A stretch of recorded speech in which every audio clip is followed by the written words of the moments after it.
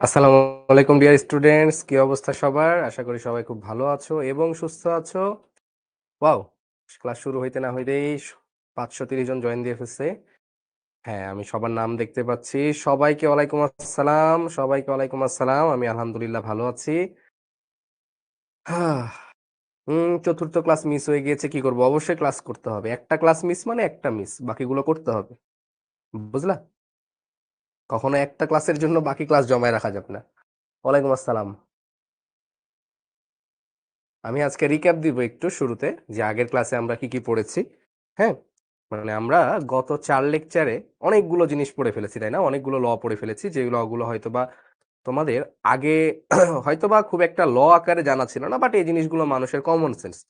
Boil যে কথাগুলো বলেছে, বা চার্লস যে কথা বলেছে, বা গেলুসাক যে কথা বলেছে, বা অ্যাভোগাড্রো যে কথা বলেছে, সেগুলো কিন্তু মোটামুটি কমন সেন্সের বিষয়, তাই না? হ্যাঁ। আর ক্লাসের শুরুতে আবারও একটা কথা বলে দেই, যে কেউ যদি এক কমেন্ট 2-3 বারের বেশি করো, তাহলে কিন্তু মানে যে কোনো মুহূর্তে ক্লাস থেকে ভাই ব্লক খাই যেতে পারো, ঠিক আছে? মানে এখানে এত স্টুডেন্ট, ধরো 1000 জন স্টুডেন্ট, তো 1000 জন স্টুডেন্ট যদি একটা করে কমেন্ট করে এবং সবগুলো কমেন্ট যদি প্রয়োজনীয় হয়, তাও কিন্তু পড়া মুশকিল হয়ে যাবে। সো কেউ যদি এক কমেন্ট 10 বার করে, হ্যাঁ, বা কেউ তো 30-40 বার করে, মনে কর টাইপ করে ওই ধরে রেখে দেয়, ঠিক আছে? ছোটবেলায় যেমন ওই যে বিভিন্ন লোকের বাসায় কলিং বেল চেপে ধরে ওই যে কস্টেপ মেরে দিতাম, ও তো ওরকম করে, মেবি ওর হাত মেবি ওখানে মানে বারবার ওখানে দিতেই থাকে। তো এই কাজ করা যাবে না, ঠিক আছে?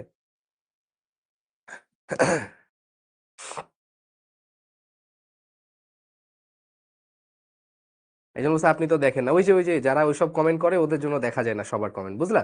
আর আমি যখন ক্যামেরার দিকে তাকায় থাকবো, তখন বলবো, ভাই পানির নিম্নমুখী অপসারণ বলতে কি বুঝো? এই, এটা কি পানির নিম্নমুখী অপসারণ? মানে নিচের দিকে অপসারণ, খুবই সিম্পল। এটা আমরা পড়বো পাতন, তখন যখন পড়বো তখন আমরা দেখবো এটা, ঠিক আছে? সো চলো আমরা আগে শুরুতে একটু রিক্যাপ দিয়ে আসি যে আসলে আমরা কি কি পড়েছি, ঠিক আছে? তারপরে আমরা ওই জিনিসগুলোর একটু এক্সপেরিমেন্টাল জিনিসগুলো দেখে নিব, তাই না? তো আমরা হচ্ছে অলরেডি পড়ে ফেলেছি কি কি, বলো দেখি। আমরা অলরেডি বয়েলের সূত্র পড়েছি। আমরা অলরেডি বয়েলস ল পড়েছি। বয়েলস ল ছিল হচ্ছে ভি সমানুপাতিক 1/p, তাই না? মানে হচ্ছে P1 V1 ইকুয়াল টু হচ্ছে P2 V2, তাই না? এখানে যে কথাটা মেনলি বলা হয় হচ্ছে যে যদি তোমার হচ্ছে কি কি কনস্ট্যান্ট, n কনস্ট্যান্ট আর হচ্ছে t কনস্ট্যান্ট, এবং এখানে মেন কথাটা যেটা বলা হয় যে চাপ যদি কখনো কোনো জিনিসের উপরে বাড়ে, তাহলে আয়তন কমবে, এবং এটার এক্সপেরিমেন্টাল আমাদের দেখা ডান, তাই না? এটার এক্সপেরিমেন্ট আমাদের দেখা ডান। এবার পরবর্তীতে আমরা দেখেছিলাম হচ্ছে চার্লস ল। চার্লস ল, এবং চার্লস লতে আমরা পেয়েছিলাম হচ্ছে ভি সমানুপাতিক হচ্ছে টি। হ্যাঁ, এবং এটা অবশ্যই কেলভিনে, এবং এটা হচ্ছে বলে যে হচ্ছে V1/T1 ইকুয়াল হচ্ছে V2/T2, তাই না? এবং এখানে যে কথাটা আমরা জানি সেটা হচ্ছে যে যদি কখনো টেম্পারেচারটা আমাদের বাড়ে, তখন কোনো গ্যাসের ভলিউমটা কি হবে? বাড়বে, তাই না? এটারও এক্সপেরিমেন্টাল আমাদের দেখা কি ডান, তাই না? এটার এক্সপেরিমেন্ট দেখছি না আমরা, ওই যে গরম পানি দিয়ে আমরা কিন্তু এটা দেখে ফেলছি। হ্যাঁ, আজকে ম্যাথ সমাধান করব। এবং তারপরে আমরা দেখেছি হচ্ছে গে লুসাক ল, গে লুসাকস ল। তো গে লুসাকস লতে বলে হচ্ছে যে ভি সমানুপাতিক কি বলতো? হ্যাঁ, না, গে লুসাক লতে হচ্ছে টেম্পারেচারটা হচ্ছে প্রেসারের সমানুপাতিক, টি সমানুপাতিক, পি সমানুপাতিক হচ্ছে টি, মানে তাপমাত্রা বাড়ালে চাপ বাড়ে, তাই না? তাপমাত্রা বাড়ালে চাপ বাড়ে, এবং এটা হচ্ছে কেলভিনে।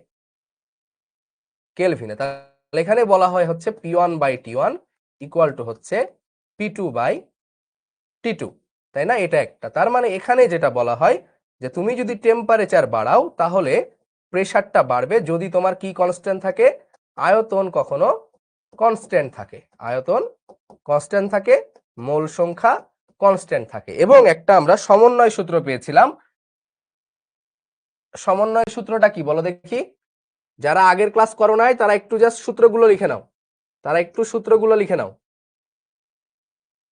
ওকে? এবং আমরা পেয়েছিলাম হচ্ছে অ্যাভোগাড্রো ল, অ্যাভোগ্রেডোজ ল। তো অ্যাভোগ্রেডোজ ল বলেছিল যে ভি সমানুপাতিক হচ্ছে এন, তাই না? মানে যদি কখনো মোল সংখ্যা বাড়ে, মোল সংখ্যা বাড়লে কি হবে? আয়তন বাড়বে। এবং আমরা পেয়েছিলাম V1/N1 ইকুয়াল টু হচ্ছে V2/N2।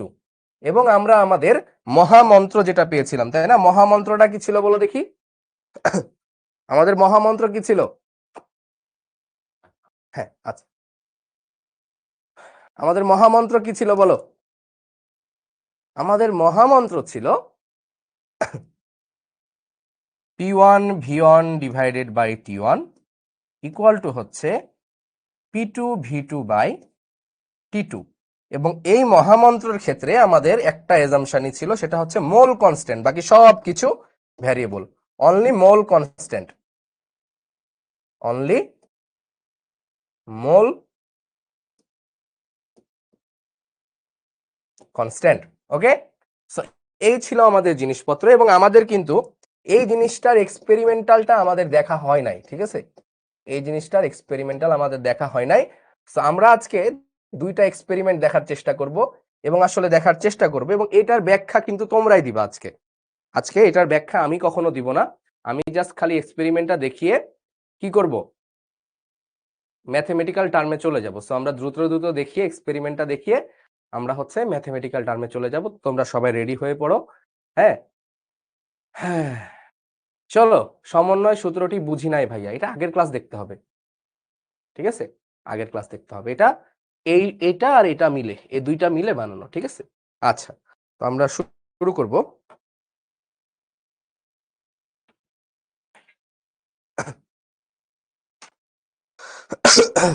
তো তোমরা সবাই রেডি হয়ে পড়ো, আমরা শুরু করব।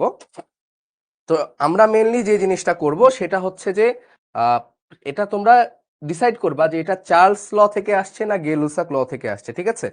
কারণ হচ্ছে একটাতে হচ্ছে আয়তনের সাথে টেম্পারেচারের সম্পর্ক, আর একটা হচ্ছে প্রেসারের সাথে টেম্পারেচারের সম্পর্ক। এখন আমি যেটা দেখাবো সেটা আসলে কোনটার সাথে রিলেটেড সেটা তোমরা ঠিক করবা।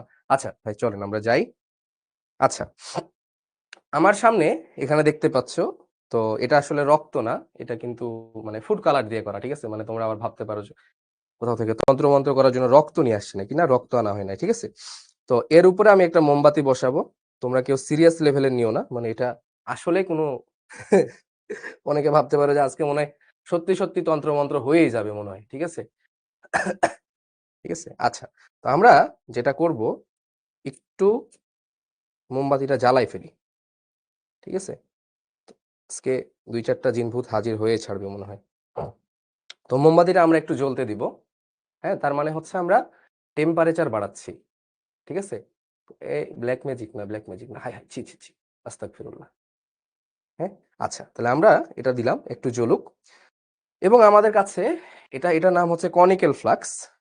এবং এটার দেখো এই চার সাইড কিন্তু বন্ধ, ঠিক আছে? তো এটা আমরা নিব এবং এটা দিয়ে এটা ঢেকে দেওয়ার চেষ্টা করব, ঠিক আছে? তো চলো আমরা একটু ঢেকে দিয়ে দেখি যে আসলে হয় কি।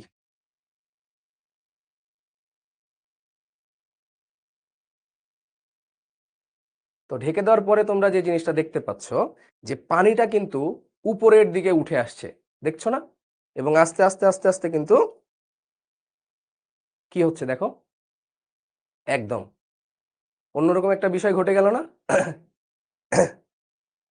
পুরো পুরো প্লেটের পানি কিন্তু খালি হয়ে গিয়েছে, এবং পুরো প্লেটের পানি খালি হয়ে তার ভেতরে ঢুকে গেল, ঠিক আছে? তো এই জিনিসটা আসলে হলো কি? হ্যাঁ, আচ্ছা ভাই একটু,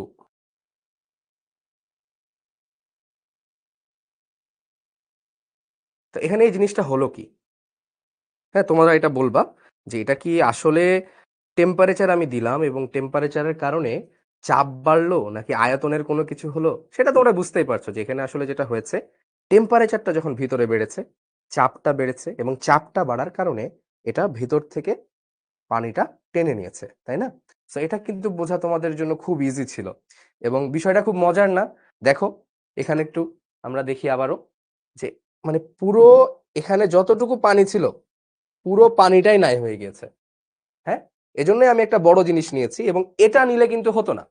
মানে তোমরা যদি এরকম কোনো কিছু নিয়ে ট্রাই করো তাহলে হবে না, কারণ দেখো এটার এই মাথাটা ফাঁকা আছে, তার মানে এখান দিয়ে কিন্তু বাইরে থেকে গ্যাসের মোল সংখ্যা ঢুকে যাইতে পারবে। আমরা যদি গে-লুসাকের ল দেখি, আমাদের গ্যাসের মোল নাম্বারটা কিন্তু কি হইতে হবে, সমান হইতে হবে। এই যে এখানে বলা আছে দেখো, মানে যে কোনো ল, এই যে এন কনস্ট্যান্ট, তুমি যদি এরকম ফাঁকা কিছু নাও তাহলে এই ফাঁকা জায়গা দিয়ে গ্যাসের মোল ঢুকে যাবে, তখন কিন্তু এক্সপেরিমেন্টটা হবে না। বুঝতে পারছো? তো এই জন্যই আমি এমন কিছু নিব যেটার চারপাশ হচ্ছে সুন্দর মতো সিল্ড, ঠিক আছে, একই রাউন্ডেড ভাবে থাকবে। তো ঠিক আছে, তাহলে এটা আমরা একটা এক্সপেরিমেন্ট দেখে ফেললাম। আহ এটা যদি আবার এখানে আস্তে করে সারি। ওকে, সো আমরা এখান থেকে আরেকটা এক্সপেরিমেন্ট দেখব। আমরা পানিগুলো বের করে ফেললাম এবং এটা দেখো, খেয়াল রাখবা একটু যে ধরো এর উপরে যদি আমি এই বেলুনটা রাখি, এই বেলুনটা কিন্তু ঢুকে যাচ্ছে না, ঠিক আছে। আমি এখন হাত না লাগাই কি এর ভিতর দিয়ে বেলুনটা ঢুকাইতে পারবো? সো আই গেস আমরা পারবো এটা করতে। তো আমরা চলো এটা একটু ট্রাই করে দেখি যে আমরা এই বেলুনের গায়ে হাত না লাগিয়েই পারি কিনা, ঠিক আছে। তো আমি প্রথমে যে কাজটা করব সেটা হচ্ছে যে একটা পেপার নিব এবং এই পেপারটাই একটু আগুন জ্বালাই দিব, ঠিক আছে। পেপারটা একটু আগুন জ্বালাই দিব। এটা একটু মানে করাটা টাফ, মানে কয়েকবার প্র্যাকটিস করতে হইতে পারে তোমাদের, মানে যদি এটা তোমরা করতে যাও, কারণ অনেক সময় আগুন ভালো মতো লাগতে চায় না, ঠিক আছে। এই যে ধরো আগুন দেওয়ার সাথে সাথে নিভে যায়, কারণ হচ্ছে ভিতরে ইয়া আছে, তো মানে পানি আছে। তো পানি না থাকলে এটা ধরো আগুন সহজেই জ্বলে যাবে। চলো আমরা আগে একটু ভালো করে আগুনটা জ্বালাই, ঠিক আছে।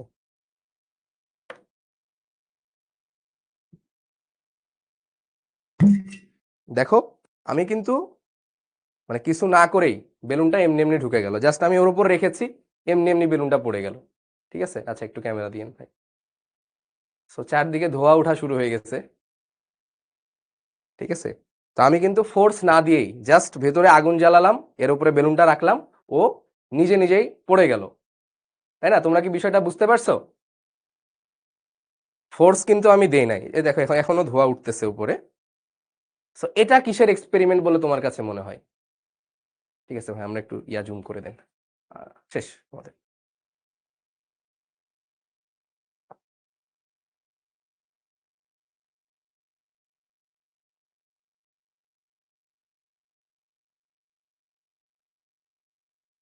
ভাই এগুলো করতে গিয়ে আগুন লেগে গেলে তা তো লাগতেই পারে, একটু রিস্ক তো থাকেই যে কোনো জিনিসে, তাই না?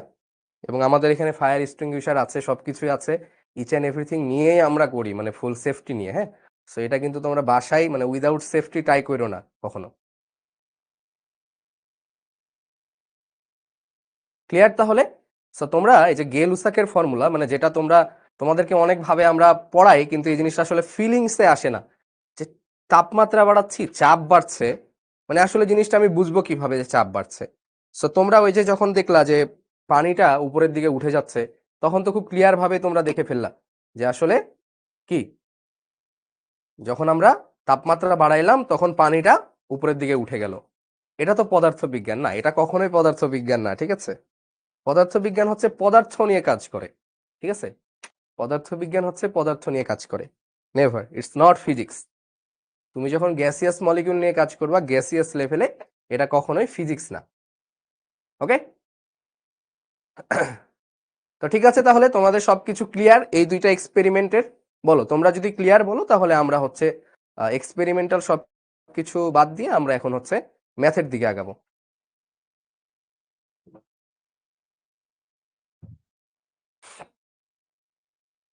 আগুন পদার্থ না, আগুনও পদার্থ না, আগুনও ফিজিক্স না, সরি আগুনও কেমিস্ট্রি, ঠিক আছে। কারণ হচ্ছে তোমার মানে আগুনের জন্য কি লাগে, এখানেও কিন্তু তোমার হচ্ছে শক্তির শোষণ বিকিরণ হয়, ঠিক আছে, এনার্জি। তুমি এনার্জি টার্মটা তো সবকিছুতে থাকে, তাই না? এনার্জি টার্মটা সবকিছুতেই থাকে। এগুলো মেনলি থার্মোডাইনামিক্স এর পার্ট। এখন থার্মোডাইনামিক্স না ফিজিক্সের না কেমিস্ট্রির, তোমরা যখন ইঞ্জিনিয়ারিং পড়বা বড় হয়ে, so each and everything is thermodynamics.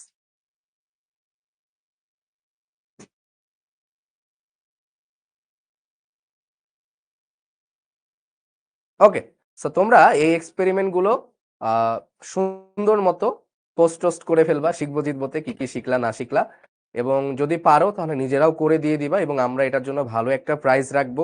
এবং অলরেডি যারা যারা আপলোড করেছো তাদেরটা আমি আমার আইডিতে সেন্ড করে রেখেছি। হ্যাঁ, কারা কারা কিরকম করেছো সবগুলো আমি দেখে রেখেছি। ওকে, তো চলো আমরা তাহলে এই যে সবকিছু দেখেছি এই দিয়ে আমরা এখন ম্যাথমেটিক্স শুরু করব। আমাদের ইচ অ্যান্ড এভরি জিনিসের এক্সপেরিমেন্ট ডান। আর অ্যাভোগাড্রো ল এটা যদি আমি এক্সপেরিমেন্টাল, মানে এটা হচ্ছে একটা হাইপোথিসিস। কালকে আমি বলেছিলাম যে দিস ইজ নট আ ল, এটা কিন্তু ল না, এটা হচ্ছে হাইপোথিসিস। এটা হচ্ছে হাইপোথিসিস। হাইপোথিসিস কি? হাইপোথিসিস হচ্ছে একটা অনুমান টাইপের, ঠিক আছে? হাইপোথিসিস হচ্ছে একটা অনুমান টাইপের, মানে হুট করে একটা বলে ফেলা যেটা, বাট অনুমানটা আবার র্যান্ডম বললে হবে না। তুমি এমন একটা অনুমান করবা যেটা দিয়ে সবকিছু মিলে যায়, যেটা দিয়ে ইচ অ্যান্ড এভরিথিং মিলে যায়, এটা হচ্ছে হাইপোথিসিস। সাইদা বলছে এতক্ষণ কি বুঝাইছেন? এতক্ষণ আমরা জাদু মন্ত্র সবকিছু দেখে ফেলছি, ঠিক আছে? যারা দেরি করে আসছো তারা জাদুতন্ত্র মিস করে ফেলছো। ওকে, তাহলে আমরা এখন এগুলো নিয়ে ম্যাথ দেখবো, ঠিক আছে? তাহলে আজকে আমরা কি কি পড়বো? আজকে আমরা পড়বো হচ্ছে সমন্বয় সূত্র সংক্রান্ত গাণিতিক সমস্যা, অ্যাভোগাড্রো সূত্র সংক্রান্ত গাণিতিক সমস্যা, এবং আমরা চলে যাব হচ্ছে আদর্শ গ্যাসে, ঠিক আছে? আমাদের টোটাল 14টা ক্লাস হবে, টোটাল 14 ক্লাস। 14 ক্লাস, লাস্টের 3টা ক্লাসে আমরা সিকিউ করি, সিকিউ এর জন্য একটা ডেডিকেটেড ক্লাস, এমসিকিউ এর জন্য একটা ডেডিকেটেড ক্লাস তোমরা জানো, এবং আমাদের অ্যাডভান্স একটা ডেডিকেটেড ক্লাস থাকে, অ্যাডভান্স প্রবলেমের একটা ডেডিকেটেড ক্লাস থাকে। সো সিকিউ এমসিকিউ অ্যাডভান্স এই নিয়ে তোমরা কোনো প্যারাই নিবা না, কোনো টেনশনও নিবা না, ঠিক আছে? 14টা ক্লাসের মধ্যে ইচ অ্যান্ড এভরিথিং আমরা খুব সুন্দর মতো ক্লিয়ার করে দিব। ওকে, এবং আমি তোমাকে বারবার গ্যারেন্টি দিয়ে বলছি যে আমি তোমাকে এখানে যতগুলো এক্সপেরিমেন্টাল ভাবে, যতটুকু থিওরিটিক্যাল ভাবে, যতটুকু ম্যাথমেটিক্যাল ভাবে কেমিস্ট্রি পড়াবো, এটা তুমি বাংলাদেশের কোনো জায়গায় পাবা না। এটা আমি তোমাকে ওপেনলি বলছি, ঠিক আছে? নেভার, তুমি কোথাও পাবো না, আপাতত পাচ্ছ না, ঠিক আছে? ইন ফিউচারে হইতেই পারে। হ্যাঁ, অবশেষে মানে দিন শেষে যারা পড়ায় তারা সবাই আমরাই ভাই ব্রাদার্স, ঠিক আছে? ওকে, চলো। হ্যাঁ, এটা পড়লে, এটা ভালো মতো পড়লে তোমাদের ফিজিক্সের ইয়া কমপ্লিট হয়ে যায়, ঠিক আছে? চলো এই ম্যাথটা আগে করি, একটা সহজ ম্যাথ দিয়ে করি,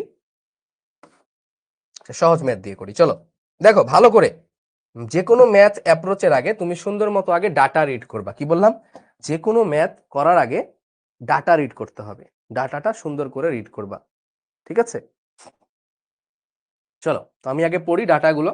বলছে 25 ডিগ্রি তাপমাত্রায় এত এটিএম চাপে একটি বেলুনের ধারণ ক্ষমতা এত লিটার। তার মানে দেখো এটা তোমার একটা ইনিশিয়াল কেস বলে দিয়েছে, এটা মনে করো তোমার T1, এটা একটা চাপ বলে দিয়েছে, এটা মনে করো P1, ঠিক আছে? এটা T1, এটা P1, এবং এই জিনিসটা হচ্ছে V1। সুন্দর মতো তুমি নোট করে ফেললা। তাপমাত্রাটা যদি 15 ডিগ্রি সেলসিয়াস হয়, মানে এটা হচ্ছে T2 তাপমাত্রা এবং এত এটিএম চাপে, তাহলে এটা হচ্ছে P2, এত এটিএম চাপে বেলুনের ধারণ ক্ষমতার কি পরিবর্তন হবে, মানে V2 কত হবে? দেখো এখানে কিন্তু তাপমাত্রাটা চেঞ্জ হয়েছে, 25 ছিল 15 হয়েছে, চাপ ছিল 0.987 হয়ে গিয়েছে 0.93। তার মানে দেখো এখানে চাপটাও চেঞ্জ হয়েছে, সাথে সাথে তাপমাত্রাটাও চেঞ্জ হয়েছে। তার মানে এটা কিন্তু শুধু বয়েলের সূত্র দিয়ে করা যাবে না, এটা শুধু চার্লসের সূত্র দিয়ে করা যাবে না, কারণ এখানে তাপমাত্রাটাও চেঞ্জ হচ্ছে, চাপটাও চেঞ্জ হচ্ছে। তাহলে এখানে কোন সূত্র অ্যাপ্লাই করব বলো দেখি? আমরা এখানে আমাদের মহামন্ত্র অ্যাপ্লাই করব, ঠিক আছে? আমরা এখানে মহামন্ত্র অ্যাপ্লাই করব, ঠিক আছে? সো আমার, হ্যাঁ একজন বলছে আমি ডাটা ধরতে পারি না, সো ডাটা ধরতে হবে। এত তাপমাত্রায় এত এটিএম চাপে একটি বেলুনের ধারণ ক্ষমতা এত, T1 P1 V1, এত তাপমাত্রায় মানে T2, এত চাপে মানে P2, বেলুনের ধারণ ক্ষমতা কি পরিবর্তন হবে, মানে V2 কত হবে, ঠিক আছে? তাহলে আমরা একটু ডাটাগুলো সুন্দর মতো একটা সাইডে লিখে ফেলবো। কেউ চাইলে নাও লিখতে পারো, বাট যারা দুর্বল তারা একটু ভালো করে লিখে ফেলবো আগে। যে T1 কত? T1 হচ্ছে 25 ডিগ্রি সেলসিয়াস, মানে কত? এটার সাথে 273 যোগ করো, 25 প্লাস 273, তার মানে হচ্ছে 298 কেলভিন। তাহলে আমরা কাজ করব কিন্তু কেলভিন নিয়ে। ওকে, তাহলে এটা হচ্ছে আমাদের T1। T2 কত ভাই? T2 হচ্ছে 15 ডিগ্রি সেলসিয়াস। 15 ডিগ্রি সেলসিয়াস মানে 15 প্লাস 273 কত হবে ভাই? এটা 288 কেলভিন। তার মানে আমরা কাজ করব হচ্ছে কেলভিনের তাপমাত্রা নিয়ে। আমাদের P1 কত? P1 হচ্ছে 0.987 ATM। P2 কত? P2 হচ্ছে কত বলতো? 0.93 ATM। 0.93 ATM। আমরা দুইটা একই এককে থাকলেই হবে, ঠিক আছে। V1 কত? V1 হচ্ছে 0.5 লিটার। V2 কত? তো তোমরা অলরেডি করে ফেলতে পারবা হয়তো যে V2 কত। সো তোমরা জাস্ট ফর্মুলাটা বসাও, ফর্মুলাটা বসাইলেই তোমাদের উত্তর মিলে যাবে। এবং তোমাদের বোর্ডে এরকম সহজ ম্যাথই দিবে, ঠিক আছে, কখনোই কঠিন ম্যাথ দিবে না, কখনোই কঠিন ম্যাথ দিবে না। তাহলে দেখো P1 V1 by T1 equal P2 V2 by T2। ওকে, তাহলে আমাদের দরকার V2। তাহলে V2 ইকুয়াল কি হবে দেখো, এই T2টা এই পাশে গুণ হবে, তাহলে P1 V1 T2, আর এই P2টা নিচে ভাগ হবে, তাহলে P2 T1। তাহলে বলো P1 কত? P1 হচ্ছে 0.987, 0.987, ওকে, ইন্টু V1 কত? 0.5। T2 কত? T2 হচ্ছে 288, ওকে, ডিভাইডেড বাই P2 কত? P2 হচ্ছে 0.93 ইন্টু T2 কত, সরি T1 কত? T1 হচ্ছে 298। তাহলে এটা বসাই দিলেই তুমি V2 পেয়ে যাবে। মানে কিচ্ছু না ভাই, জাস্ট তুমি খালি জাস্ট ফর্মুলা বসাচ্ছ, নাথিং এলস। দেখো জিনিসগুলো এতটা ইজি।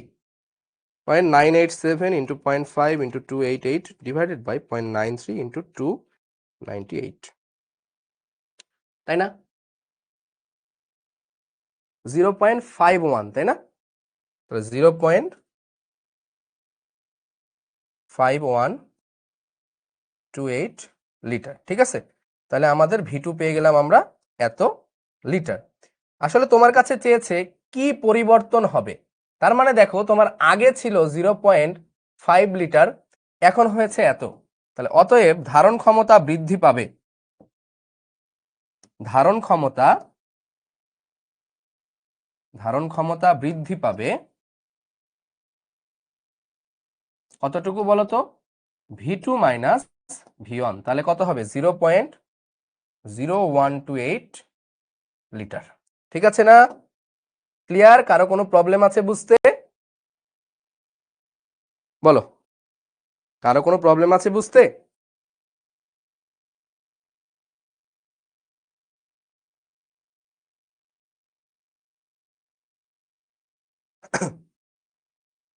ভাইয়া ফিজিক্সের কোন চ্যাপ্টারের সাথে? ফিজিক্সের 10ম অধ্যায়, এবং আমি এই অধ্যায় যা পড়াবো তুমি আমার এই অধ্যায় পারলে ফিজিক্সের 10ম অধ্যায় পুরোটা নিজে নিজে পড়তে পারবা। তুমি চাইলে এখনই বের করে পড়া শুরু করতে পারো। তুমি ফিজিক্সের 10ম অধ্যায় এক্ষুনি বই বের করে দেখতে পারো। আমার ক্লাস যদি কেউ রেগুলার করে থাকো তাহলে এমনিতেই বুঝে যাবা।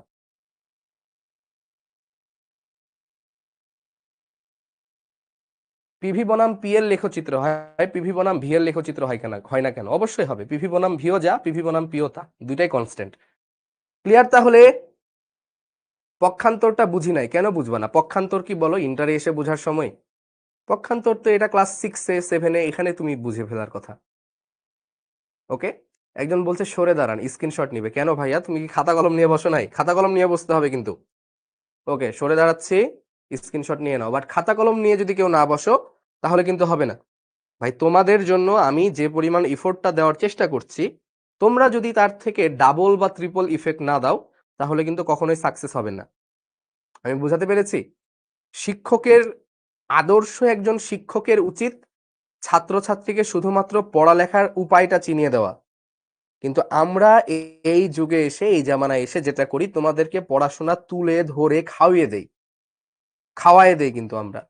যে কারণে কিন্তু আমাদের আগের জেনারেশনের যারা, তাদের যে জ্ঞানের ডেপথ, ধীরে ধীরে আমাদের নতুন জেনারেশনে জ্ঞানের ডেপথটা দিন দিন কমছে, প্রতিনিয়ত কমে যাচ্ছে। কেন?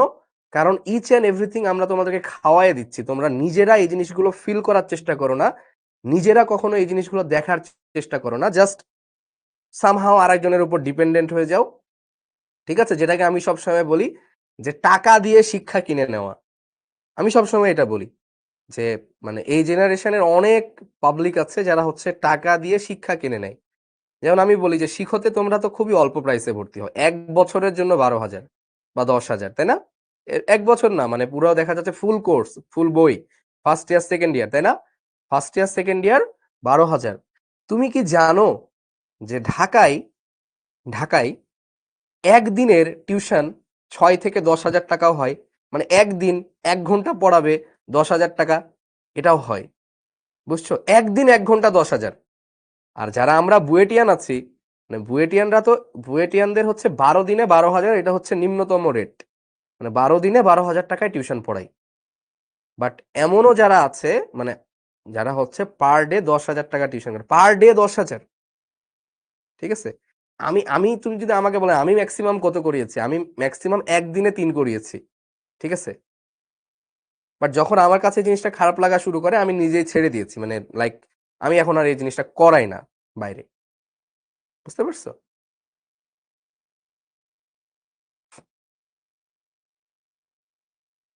ওকে, সো তোমাদের কাছ থেকে আমি আরেকটু বেশি ইফোর্ট আশা করব, আরেকটু বেশি। যতটুকু ইফোর্ট না দিলেই না, ততটুকু তোমরা দাও, যে মানে যতটুকু দিলে সারভাইভ করা যাবে। বাট সারভাইভাল মানে তুমি একদম ওই মরে মরে বাঁচার থেকে হয় মরে যাও, না হয় ভালো মতো বাঁচো। বুঝতে পারো নাই? একটু উঠে দাঁড়াও, মেরুদণ্ডটা সোজা করো। কেন জানি তোমরা মানে আরে ধুর, আছে তো শিশির ভাই পড়াইতেছে, তো জিমি ভাই পড়াইতেছে, তো ভাই জিমি ভাই তো ভালো জানে, শিশির ভাই তো ভালো জানে। তোমাকে ওই লেভেলে আসতে গেলে আর একটু বেশি এফোর্ট দিতে হবে না? দিচ্ছে, অনেকেই দিচ্ছে, বাট অনেকে দিচ্ছ না তোমরা। ঠিক আছে ভাই, বই পড়তে হবে, হ্যাঁ বই পড়বা, বেশি বেশি করে বই পড়বা। চলো এটা করো। নির্দিষ্ট ভরের কোনো গ্যাসের তাপমাত্রা এত ডিগ্রি সেলসিয়াস হতে কত ডিগ্রি সেলসিয়াস বাড়ালে তার আয়তন 3 গুণ হবে যদি একই সাথে তার উপর চাপ এত এটিএম থেকে এত এটিএম এ অবনমিত করা হয়। মানে যেটা বলা হচ্ছে, জিনিসটা আগে ফিল করার চেষ্টা করো। বলা হচ্ছে যে একটা বস্তু আছে, এই বস্তুর মধ্যে গ্যাস আছে, এটা হচ্ছে 25 ডিগ্রি সেলসিয়াস, মানে 298 কেলভিনে আছে, 298 কেলভিনে আছে। এখন এর তাপমাত্রা কত ডিগ্রি বাড়ালে, এর তাপমাত্রা কত ডিগ্রি বাড়ালে এর আয়তন 3 গুণ হয়ে যাবে? এর তাপমাত্রা কত ডিগ্রি বাড়ালে এর আয়তনটা 3 গুণ হবে? মানে এটার আয়তন যদি হয় ভি, এটার আয়তন হয়ে যাবে 3 ভি। মানে এটা যদি ভি1 ইকুয়াল টু হয় ভি, ভি2 হয়ে যাবে 3 ভি। হ্যাঁ, তাহলে এটা এটা যদি হয় টি1, টি2টা কত, এটা তোমার কাছে চেয়েছে। কিন্তু এখানে তুমি ভাবতে পারো যে আমি ভি1 বাই টি1 ভি2 বাই টি2 দিয়ে করে ফেলবো, কিন্তু ভি1 বাই টি1 ভি2 বাই টি2 দিয়ে করলে হবে না। কারণ এখানে বলে দিয়েছে যদি একই সাথে তার উপরে চাপ 2 এটিএম থেকে এত এটিএম এ অবনমিত করা হয়। তাহলে এখানে চাপ কত ছিল? পি1 ছিল হচ্ছে 2 এটিএম, আর পি2 কত করা হয়েছে বলো দেখি? পি2 করা হয়েছে 0.5 এটিএম, 0.5 এটিএম। বুঝতে পারছো? আচ্ছা, জিনিসটা আমরা আগে একটু ফিল করি, জিনিসটা কি, একটু ঠান্ডা মাথায় যারা বুঝতে চাও ভালো করে তারা। হ্যাঁ, দেখো, ধরো আমি চাপটা দিচ্ছি না, চাপটা বাদ রাখলাম, কথার কথা যে আমি চাপটা সাইডে রাখলাম। একটু ভালো করে ফিল করো, চাপটা সাইডে রাখলাম। এই ম্যাথগুলো পুরোটা ফিলিংস এর উপরে ডিপেন্ড করবে, যে তুমি কতটুকু ভালো পারো না পারো, এটা ফিলিংস এর উপরে। ধরো চাপ আমি সাইডে রাখলাম। এখন বলো তো যে টেম্পারেচার এত, তাহলে আয়তন 3 গুণ করতে তাপমাত্রা কত গুণ করতে হবে বলো দেখি? নরমালি এটা করো। ধরো চাপ চাপ পরিবর্তন করা হয় নাই, চাপ যা ছিল তাই। তাহলে আয়তন এখানে ভি, এখানে 3 ভি, টেম্পারেচার এখানে যত, তাহলে তাপমাত্রা কত গুণ করতে হবে? আয়তন 3 গুণ বাড়াতে গেলে তাপমাত্রাও 3 গুণ বাড়াতে হবে। খুবই স্বাভাবিক। হ্যাঁ, মুহিত, তাওহিদা, নাসরিন, হ্যাঁ সবাই সঠিক উত্তর দিচ্ছ তোমরা, সিয়াম, হ্যাঁ আরো অনেকে সঠিক উত্তর দিচ্ছ তোমরা, তানভীর। তার মানে যদি আমার চাপটা পরিবর্তন না করি, তাহলে আমার জাস্ট আয়তন 3 গুণ বাড়াতে আমার ওভারঅল টেম্পারেচারও 3 গুণ বাড়াতে হবে। এবার আসো, এবার তোমাকে আমি বলছি যে শুরুতে আমার চাপ ছিল 2 এটিএম, পরবর্তীতে আমি চাপটাও কমিয়ে ফেলেছি, চাপটাও কমিয়ে ফেলেছি। তাহলে এখন কি তাপমাত্রা বেশি বাড়াতে হবে নাকি অল্প বাড়াইলেই হবে বলো দেখি? ফিল করে বলো। অবনমিত মানে কমিয়ে ফেলা। এখন আগে ছিল 2 এটিএম, এখন চাপ কমিয়ে ফেলেছি, তাহলে এখন কি তাপমাত্রা বেশি বাড়াতে হবে নাকি একটু বাড়াইলেই হবে? দেখো এখানে দুইটাই কিন্তু তোমার ফ্যাক্টর হিসেবে কাজ করবে। তুমি তাপমাত্রা বাড়াচ্ছ, এটাও তোমার আয়তন বাড়াতে সাহায্য করবে, আবার তুমি চাপ কমিয়ে ফেলেছো, এটাও কিন্তু তোমার আয়তন বাড়াইতে সাহায্য করবে। তার মানে এখন কিন্তু তোমার হেল্পটা বেশি পাচ্ছ তুমি। চাপ যখন সমান ছিল তখন কিন্তু চাপের হেল্প তুমি পাচ্ছিলা না, বাট এখন তোমার চাপও কমিয়ে ফেলেছো, তার মানে ও এমনিতেই বেড়ে যাবে। মানে তুমি যদি তাপমাত্রা নাও কম বাড়াও, চাপ কমানোর কারণে ওর আয়তন এমনিতেই বেড়ে যাবে। তার মানে এখন আগে তোমার যেমন 3 গুণ করা লাগছিল, এখন কিন্তু তোমার তাপমাত্রা 3 গুণ বাড়ানো লাগবে না, কম বাড়াইলেই হবে, অল্প একটু বাড়াইলেই হবে, কারণ চাপ তুমি কমিয়ে ফেলেছো। বুঝো নাই? চাপ তুমি কমিয়ে ফেলেছো, চাপ কমালে তো আয়তন এমনিতেই বাড়ে। তার মানে তুমি এখানে দুইটাই তোমার হেল্পিং ফ্যাক্টর, তাপমাত্রাও বাড়াচ্ছ আবার তুমি চাপও কমাচ্ছ, দুইটাই তোমাকে হেল্প করছে আয়তন বাড়াতে। বুঝতে পারছো জিনিসটা? ফিলিং মানে ভিতর থেকে ফিল করতে পারছো কি হচ্ছে?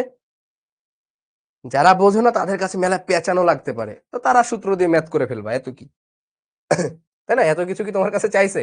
না, তোমার কাছে জাস্ট সূত্র থেকে T2টা চাইছে। তাহলে লিখো P1 V1 by T1 equal P2 V2 by T2। তাহলে আমার দরকার কি?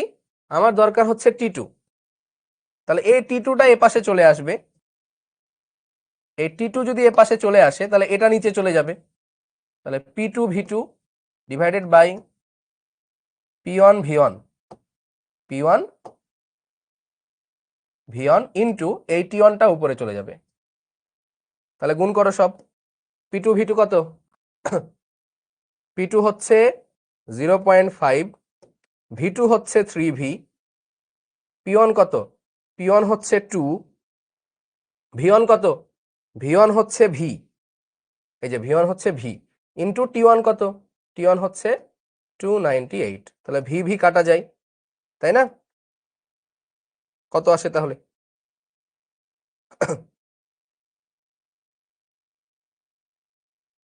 তাহলে 0.5 ইন্টু 3 ইন্টু 298 ডিভাইড বাই 2, তাহলে 223.5, 223.5 কেলভিন। মানে ব্যাপারটা এমন দাঁড়ালো এবার যে তোমার টেম্পারেচার উল্টা কমানো লাগতেছে। হ্যাঁ, কি হইলো ভাই? দেখো তো ব্যাপারটা, মানে ব্যাপারটা এমন হইলো যে এখন কিনা তোমার টেম্পারেচার কমানো লাগতেছে, না কি করা লাগতেছে?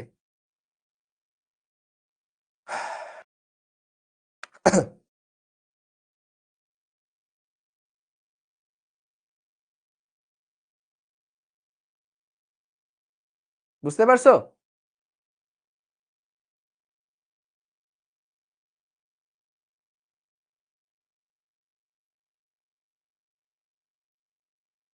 না, এত থেকে এততে অবনমিত করা হলো, এতটুকু অবনমিত করা বলে নাই, বলছে এত থেকে এত এ অবনমিত করা হলো, মানে 2 ATM ছিল ওইখান থেকে 0.5 এ নিয়ে যাওয়া হয়ে গিয়েছে।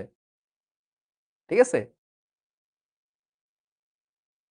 মানে তুমি চাপ এত পরিমাণ কমায় ফেলছো যে তোমার তখন টেম্পারেচারটা উল্টা আরো কমানো লাগছে অ্যাডজাস্ট করতে গেলে। তাপমাত্রা বাড়বে কেন বাবা? তুমি ওই যে ওই তো বুঝো নাই, মানে তোমার চাপটা তো অনেক কমায় ফেলছো। দেখো এটার 4 গুণ করে ফেলছো তুমি, দেখো এটা 4 গুণ হয়ে গেছে, মানে 4 গুণ তুমি কমায় ফেলছো এটাকে। এখানে তোমার সমস্যাটা হয়ে গেছে, বুঝছো? ক্লিয়ার? সবার মিলছে এটা? এই যে P1 V1 by T1, P2 V2 by T2। তাহলে আমার T2 দরকার, T2 এর পাশে চলে গেল, তাহলে P2 V2 divided by P1 V1, T1 টা গুণ হয়ে যাবে। P2 কত? P2 হচ্ছে 0.5, V1 কত? V1 হচ্ছে 3V, আয়তন কত করা হয়েছে? 3 গুণ। তারপরে P1 কত? P1 হচ্ছে 2 ATM, V1 এ হচ্ছে V আর T1 হচ্ছে 298, কেটে গেল। ঠিক আছে, এই হচ্ছে 223 বাই 0.5 কেলভিন। আমি সেলসিয়াসে করব না, ইয়াতে লিখে দিব। ওকে, ক্লিয়ার। কেলভিন সেলসিয়াস একটা নিলেই হলো বাবা, নিলেই হলো। অবনমিত মানে হচ্ছে এখান থেকে কমিয়ে এখানে আনা হলো। ওকে, এটা পারবা? এত কেলভিন তাপমাত্রা এবং এত কিলো প্যাসকেল চাপে 1 মিটার ব্যাসার্ধের একটি বেলুনকে সমুদ্র পৃষ্ঠ থেকে ছেড়ে দেওয়া হলো। একটি নির্দিষ্ট উচ্চতায় বেলুনের ব্যাসার্ধ 3 মিটার হলো। ম্যাথটা ফিল করতে হবে, খুবই সুন্দর একটা ম্যাথ। এই ম্যাথটা করার পরে আমরা আরো সুন্দর একটা ম্যাথে যাব। স্যার সূত্রটা বুঝি নাই। বাবা রে, সূত্রটা আজকে পড়াই নাই রে বাবা, সূত্রটা আদিমকালে পড়ানো, আদিমকালে। হ্যাঁ, সব সময় কি কেলভিনে করব? সূত্রে বসানোর সময় সব সময় কেলভিনে বসাতে হবে ভাইয়া, আগের ক্লাসে বলেছি। হ্যাঁ, আচ্ছা, সূত্রে বসানোর সময় সব সময় কেলভিনে বসাবো। দেখো বলছে এত কেলভিন তাপমাত্রা এবং এত কিলো প্যাসকেল চাপে 1 মিটার ব্যাসার্ধের একটি বেলুনকে সমুদ্র পৃষ্ঠ থেকে ছেড়ে দেওয়া হলো। মনে করো তুমি হচ্ছে সমুদ্রতে ঘুরতে গেছো, ঠিক আছে, এই হচ্ছে তোমার সমুদ্র, ঢেউ খেলতেছে, ঠিক আছে, তুমি গেছো মনে করো মালদ্বীপে বেড়াতে, মালদ্বীপের সেই সমুদ্র, এবং এখান থেকে তুমি একটা বেলুন এই একটা বেলুনকে ছেড়ে দিছো, ঠিক আছে। তাহলে এই অবস্থায়, এই যে বেলুনকে এখানে তুমি রাখছো, এই অবস্থায় সমুদ্র পৃষ্ঠে কত তাপমাত্রা ছিল? বলো বলো বলো। তখন এর তাপমাত্রা হচ্ছে T1 কত? 298 কেলভিন। খুবই স্বাভাবিক যে এটা সি গ্রাউন্ড লেভেলে আছে, তার মানে 25 ডিগ্রি সেলসিয়াস তাপমাত্রা হবে। এত কিলো প্যাসকেল, তাহলে কিলো প্যাসকেলই রাখো, সমস্যা কি? P1 হচ্ছে 101.325 কিলো প্যাসকেল, এটাই রাখো, কোনো সমস্যা নাই, এটিএম নাই তো নাই। এত মিটার ব্যাসার্ধের একটি বেলুনকে সমুদ্র পৃষ্ঠ হতে ছেড়ে দেওয়া হলো, ঠিক আছে। আচ্ছা হলো, হলো তো হলো। এক কাজ করো, তুমি এক কাজ করো, বেলুনটা হচ্ছে কি গোলাকার বেলুন কিনা বলে দেয় না, এটা একটা মানে বড় গাধামি করছে, তো এটা একটু বলে দিতে হবে যে এখানে এত মিটার ব্যাসার্ধের গোলাকার বেলুন, ঠিক আছে, ব্যাসার্ধ বলে দিছে মানে আসলে গোলক আকার, ঠিক আছে, গোলক আকার, গোলক আকার, ওকে, গোলক আকৃতি মানে স্ফেরিক্যাল, স্ফেরিক্যাল। তাহলে বলো দেখি এর আয়তন কত হবে, V1 কত হবে? এই বাচ্চারা বলো, V1 হচ্ছে 4/3 পাই আর কিউব, মনে আছে? মনে আছে এটা? আয়তন 4/3 পাই আর কিউব, যদি গোলক আকার বেলুন হয়, গোল গোল গোল গোল্লা বেলুন। পড়ছো না ম্যাথে 4/3 ঘন জ্যামিতি, ক্লাস 10-এ ছিল হায়ার ম্যাথ। যাদের হায়ার ম্যাথ ছিল না তারা এটা মুখস্থ করে নাও যে কোনো গোলাকার বস্তুর আয়তন হচ্ছে গোলক আকার। হ্যাঁ, একটা ফুটবলের আয়তন হবে 4/3 পাই আর কিউব, ওকে। আচ্ছা, তাহলে 4/3 পাই আর কিউব রেখে দাও এটা, ওকে। এবার বেলুনটা আস্তে আস্তে আস্তে আস্তে ভাইয়া উপরের দিকে উঠছে, বেলুনটা আস্তে আস্তে উপরের দিকে উঠছে। আচ্ছা একটা কথা বলো তো, তুমি যত উপরের দিকে উঠবা, তুমি যত উপরের দিকে উঠবা, চাপ কমে না বাড়ে? চাপ বাড়ে না কমে উপরের দিকে উঠলে?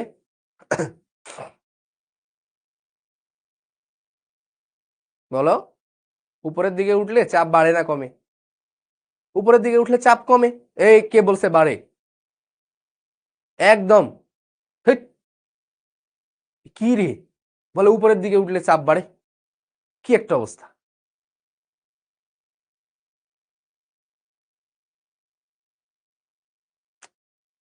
শেষ, শেষ, সব শেষ, কি একটা অবস্থা।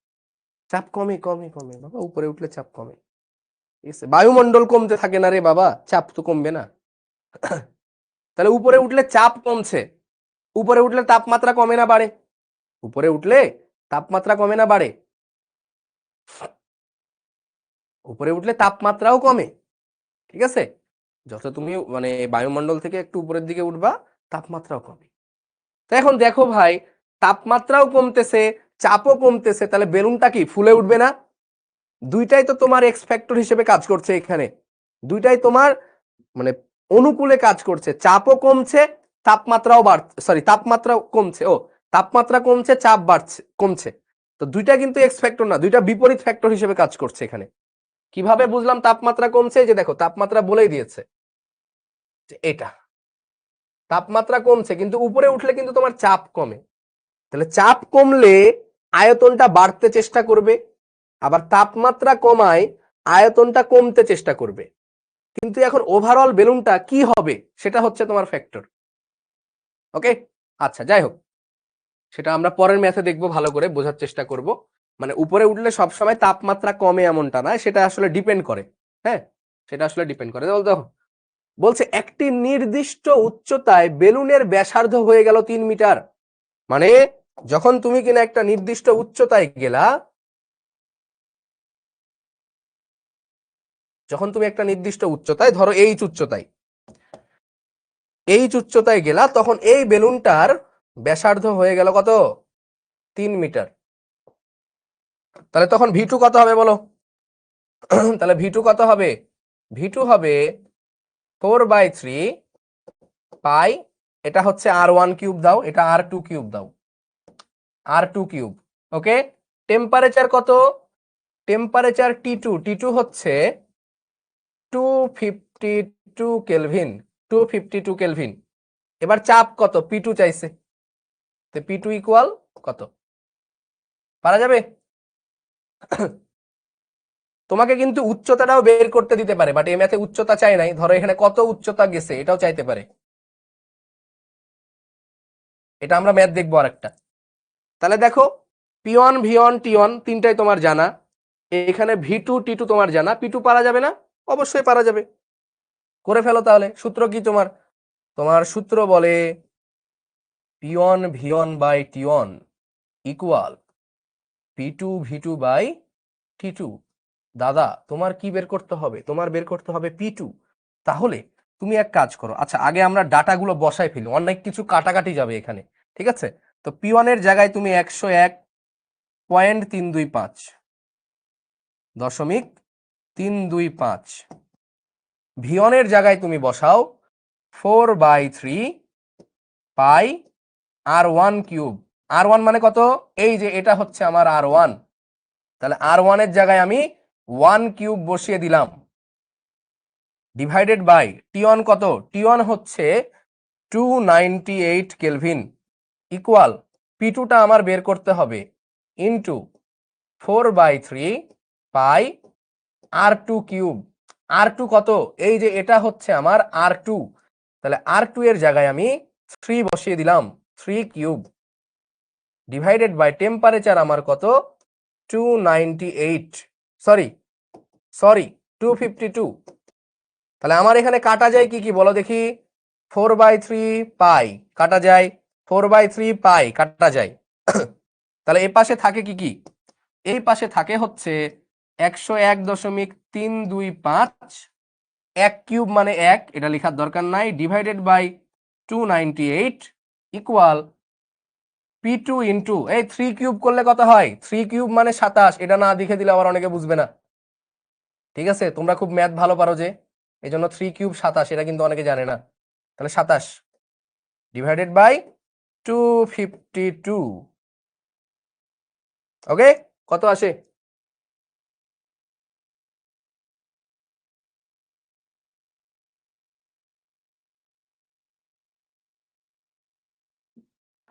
করে ফেলো। এর পরের ম্যাথটা হবে একদম ধোঁয়াধার ম্যাথ, ঠিক আছে? এর পরের ম্যাথটা হবে ধোঁয়াধার ম্যাথ, ফিলিংসে ভরপুর একটা ম্যাথ। তাহলে P2 হবে 101.325 ইন্টু 252 ডিভাইডেড বাই 27 ইন্টু 298, 3.17। তাহলে P2 হচ্ছে 3.17 কিলো প্যাসকেল। এককটা আবার ঠিক মতো দিও, হ্যাঁ, কিলো প্যাসকেল। ওকে, ক্লিয়ার?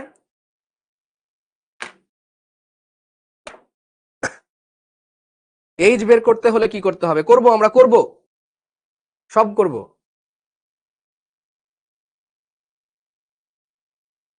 সব ইচ এন্ড এভরিথিং আমরা করে ফেলবো।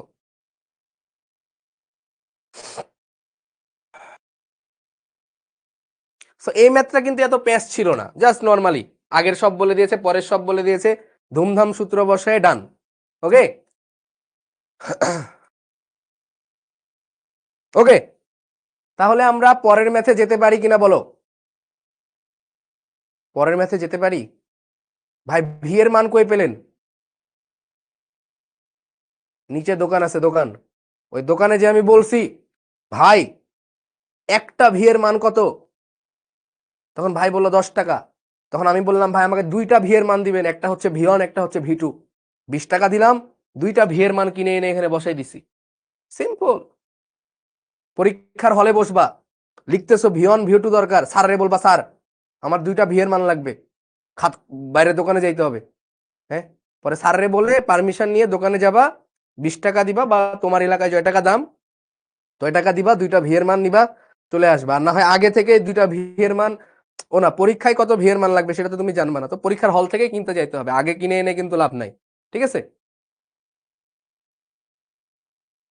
ভি হচ্ছে 4/3 পাই আর কিউব। এই যে ব্যাসার্ধ বলে দিয়েছে, তো ব্যাসার্ধ জানা থাকলে, কোন একটা গোলকের ব্যাসার্ধ জানা থাকলে আয়তন বের করা যায়। 4/3 পাই আর কিউব। কিলো প্যাসকেল বসাননি, বসাইছি তো কিলো প্যাসকেল, এই যে, এই যে কিলো প্যাসকেল, এই যে 101.325, 101.325 বসাইছি তো। ওকে, চলো এবার আমরা ডেঞ্জারাস একটা ম্যাথে যাব, যে ম্যাথটা তোমরা আমাকে অনেকে করে দিতে বলেছো, ভাই এই ম্যাথটি করে দিয়েন। তো চলো করে দেই এই ম্যাথটা এবার। ওকে, চলো।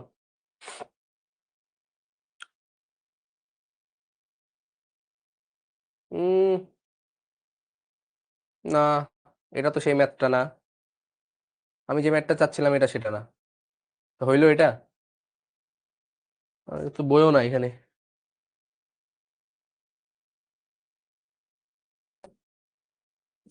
কি একটা অবস্থা, একটু দাঁড়াও।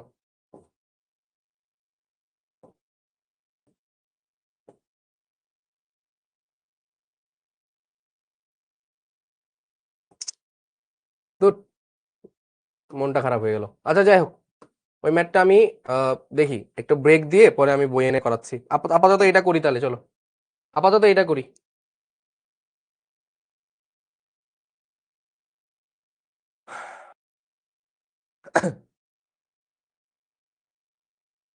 বলো, উদ্দীপকের বেলুনটির আয়তন উহার সর্বাধিক প্রসারণ আয়তনের 7/6 এই কথাটা বুঝতে লেগে অনেকের মানে মাথার মগজ খুলে পায়ে পড়ে যায়। হ্যাঁ, পরে মনে করো আর হাঁটা চলা করতে পারে না, মানে এত দুর্বল ব্রেইন আমাদের সোনার ছেলেদের। ঠিক আছে, কি বলছে, উদ্দীপকে বেলুনটির আয়তন উহার সর্বাধিক প্রসারণ আয়তনের 7/6। মানে বলছে ও সর্বোচ্চ যতটুকু প্রসারিত হতে পারে তার 7/6 হয়ে গিয়েছে।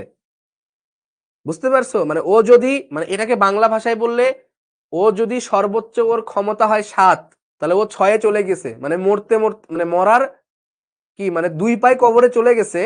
হ্যাঁ, এখন খালি হার্টটা বন্ধ হওয়া বাকি। ঠিক আছে, এই যে বলে 6/7, এটা 7/6 বলে, 6 ভাগের আবার 7 ভাগ হয়। মানে আমি তোমারে 6 ভাগ করলাম, 6 ভাগ করে আমি 7 জনকে দিতে পারবো। হ্যাঁ, তখন আর একজন কবে না। হ্যাঁ, বিধি তুমি বলে দাও আমি কার, দুটি টুকরো একটি মনের দাবিদার, বলবে না? তখন কি করবা? 6 ভাগ করে 7 ভাগ দিতে গেলে, 7 জনকে দিতে গেলে, হ্যাট,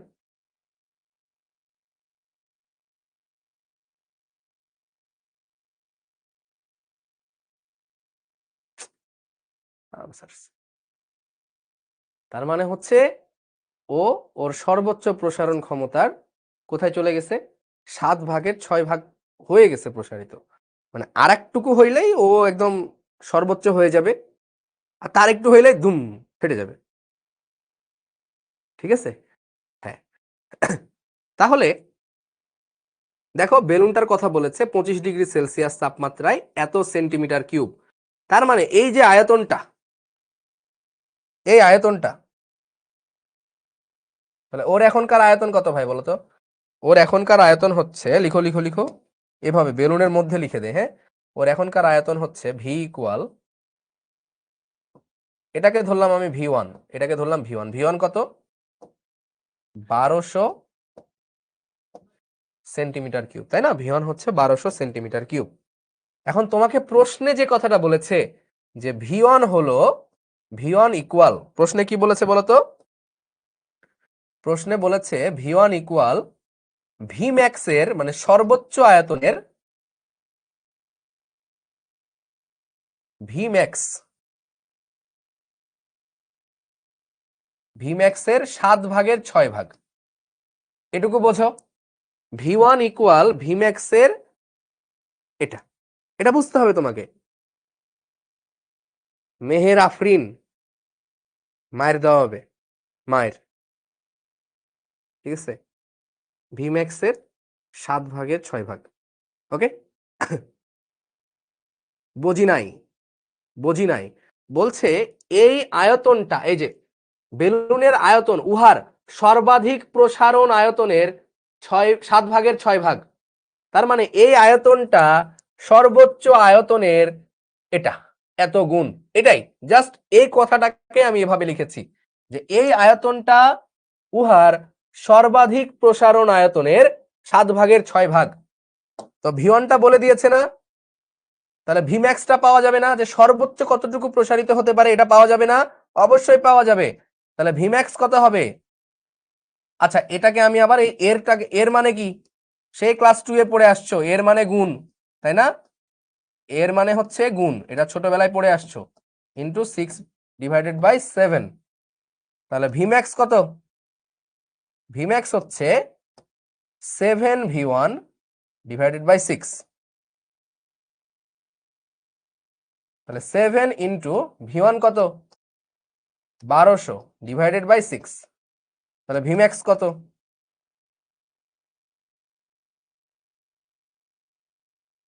Vmax কত হয় বলো? 7 ইন্টু 1200/6, 1400।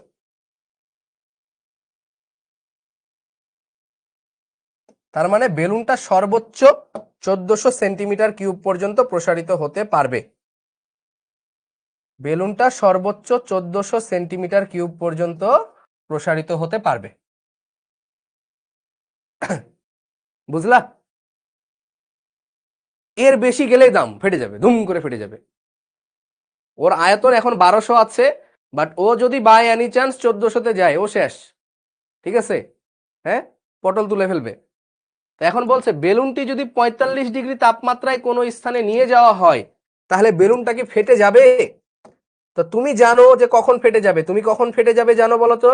যদি ওর আয়তন 1400 সেন্টিমিটার কিউব হয়ে যায় তাহলে ও ফেটে যাবে। তো তোমার হচ্ছে এখানে, এখানে এত তাপমাত্রায় আয়তন হচ্ছে এত, তাহলে 45 ডিগ্রি তাপমাত্রায় আয়তন কত হবে সেটা তুমি বের করতে পারবা না।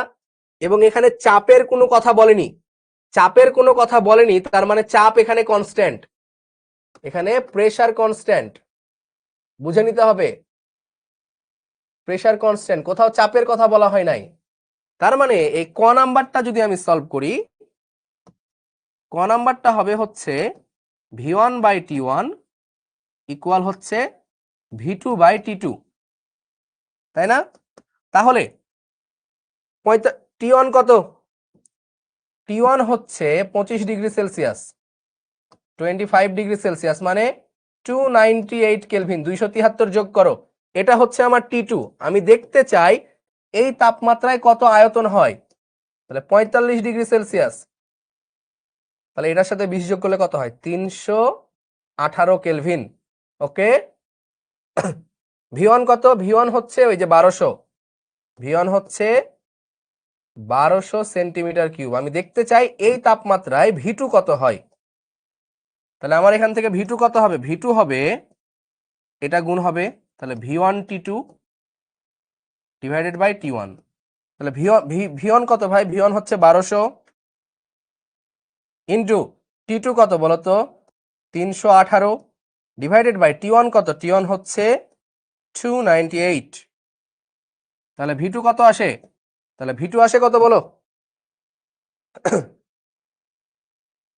1200 ইন্টু 318/298, 1280, তাহলে আসে 1280.53 সেন্টিমিটার কিউব।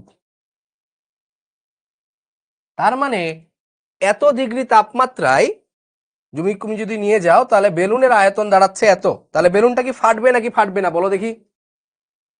এটা তোমাকে বের করতে তো বলেছেই, তারপরে বলেছে বেলুনটা কি ফাটবে নাকি ফাটবে না। তোমার কি মনে হয় বেলুনটা কি ফাটবে বলো?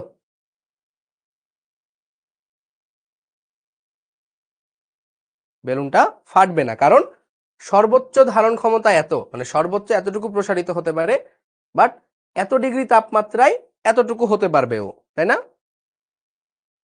তার মানে ও ফাটবে না।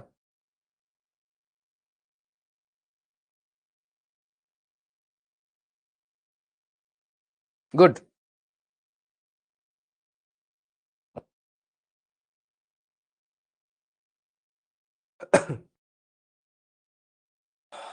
ওকে, সো ম্যাথটা আমি যেটা চেয়েছিলাম সেটা পাই নাই এখানে।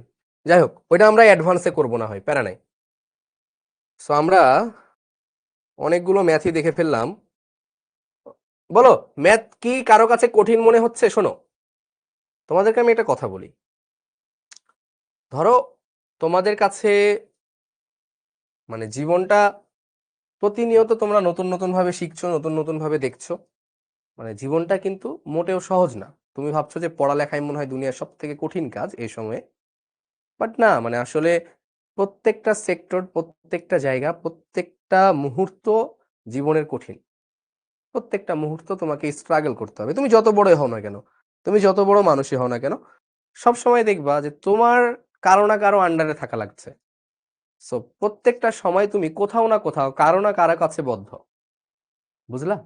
সো যে কারণে তোমাকে যেটা করতে হবে, নিজের প্রতি সবসময় খুশি থাকতে হবে, নিজের প্রতি সবসময় আস্থা রাখতে হবে, বিশ্বাস রাখতে হবে, এবং লাইফ একটা স্ট্রাগল, এটা তোমাকে মেনে নিতে হবে, এবং এটা মেনে নিয়ে তোমাকে কাজ করে যেতে হবে, এবং সবসময় কাজ করতে হবে। তোমার রেজাল্টটা কি আসছে মানে সেটা তুমি দেখবা, দেখবা না এমনটা না, মানে এমন না যে তুমি কাজ করে ফেললা, রেজাল্ট যেমন তা আসুক না, বাট কাজ করার সময় তুমি এমন ভাবে কাজ করবা যাতে রেজাল্ট যদি কখনো খারাপ আসে, রেজাল্ট মানে আমি বলছি না যে পড়ালেখার রেজাল্ট 100-র মধ্যে কত পেলা সেটা বলছি না, যে কোনো কাজ, যে কোনো কাজের তো তুমি একটা রেজাল্ট প্রেডিক্ট করো, তাই না? যে আমি এটা চাই, তো তুমি যে ফলাফলটা চাও সেটাকে আমি রেজাল্ট বলছি।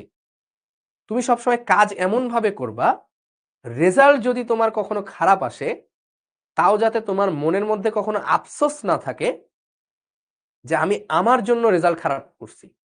মানে কাজে তুমি তোমার 100% দিবা, কখনো তুমি ঘাটতি রাখবা না। যেমন আমি বুয়েট এক্সাম দিয়ে বের হলাম, বুয়েট এক্সাম দেওয়ার পরে আমি আমার এক আঙ্কেলের বাসায় থেকে বুয়েট এক্সাম দিয়েছিলাম, কারণ ঢাকায় আমার সেরকম কেউ নাই, ঠিক আছে? এবং আমার আমার একটা অভ্যাস ছিল যে আমি সবসময় একা যাইতাম, যেখানে যেখানেই পরীক্ষা হোক না কেন, যাই হোক না কেন, আমি একা যাইতাম।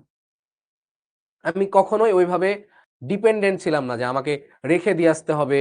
হ্যাঁ, আমাকে বুয়েট পরীক্ষা, এত বড় পরীক্ষা, আমার বাবা মা, চাচা চাচি, দাদা দাদি, নানা নানি সবাইকে আমার সাথে যাইতে হবে, নো, আমি একা পারবো। জাস্ট আমাকে থাকার জায়গা দিলে আমি একা পারবো, ঠিক আছে? সো এক আঙ্কেল ছিল, উনার ওখানে ছিলাম, বুয়েট প্রিলিমিনারি পরীক্ষার সময়ও ছিলাম, বুয়েট রিটেন পরীক্ষার সময়ও ছিলাম। তো রিটেন পরীক্ষা দেওয়ার পরে আঙ্কেল আমাকে জিজ্ঞেস করলো যে শিশির কি অবস্থা, পরীক্ষা কেমন হলো? তো পরীক্ষা কেমন হলো এটার উত্তরটা আমি কি দিয়েছিলাম জানো? আমি বলেছিলাম যে আঙ্কেল, আমি যতটুকু পারার ততটুকু আমি দিয়ে আসছি, নিজের এন্ড থেকে আমার কোনো আফসোস নাই, ঠিক আছে? মানে আমি যতটুকু পারি, আমি যতটুকু জানি, আমি তার সবটুকু দিয়ে আসছি, মানে আমার কোনো আফসোস নাই। চান্স হইলে হবে, না হইলে না হবে, বাট আমি চান্স না পাইলে আমি কখনো নিজেকে দোষ করব না যে আমি আর একটু ভালো পরীক্ষা দিতে পারতাম, আমি এর থেকে ভালো পরীক্ষা দিতে পারতাম না, আমার মধ্যে আর নলেজ ছিল না, আমার মধ্যে আর অ্যাবিলিটি ছিল না, আমি যতটুকু পারার ততটুকু দিয়ে আসছি। সো এই মেন্টালিটিটা তোমাকে রাখতে হবে যে তুমি যতটুকু পারো, যতটুকু তুমি জানো, যতটুকু তোমার মধ্যে আছে, সবটুকু উজাড় করে দিয়ে কাজ করার মেন্টালিটি তোমাকে রাখতে হবে। সো তুমি এইভাবে নিজেকে বিল্ড আপ করো, স্কিল বিল্ড আপ করো, যতটুকু জানো, যেই কাজই করো নিজের সর্বোচ্চটা দাও, ঠিক আছে? যাতে কাজ করার পরে তোমার এটুকু মনে না হয়, ইস, যদি আর 2টা দিন সময় পাইতাম, যদি এইটা পড়ে যাইতাম, ঠিক আছে, যদি এই কাজটা করতাম, যদি এই জিনিসটা শিখে নিতাম। কেউ তোমার এই কথার দাম দিবে না, তুমি নিজেও তোমার এই কথাকে দাম দিতে পারবা না। ইস, যদি এটা করে যাইতাম, মানুষজন মানে হাসাহাসি করবে এইসব কথা বললে। আমি দেখি পরীক্ষাতে খারাপ করার পরে অনেকে বলে, আরে দোস্ত, হ্যাঁ, যতটুকু পড়ছি ততটুকু কমন পাইছি, যদি ওইটা পড়ে যাইতাম তাহলে মামা পরীক্ষার হলে ফার্স্ট হয়ে যেতাম। কে নিষেধ করছিল তোমাকে ওইটা না পড়ে যাইতে? কেউ করছিল নিষেধ করছিল পড়ে যাইতে, না পড়ে যাইতে নিষেধ করছিল? কেউ করে নাই, তুমি পড়ে যাও নাই।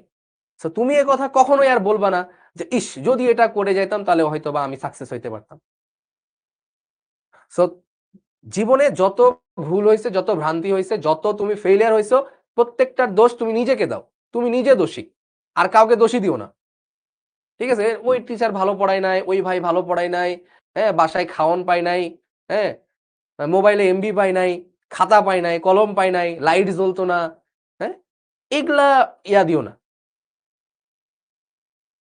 নিজেকে দোষ দাও, আমি পড়ি নাই, আমি পড়ি না, আমি কিছু পারি নাই, শেষ কথা, শেষ, ডান, মামলা ডিসমিস।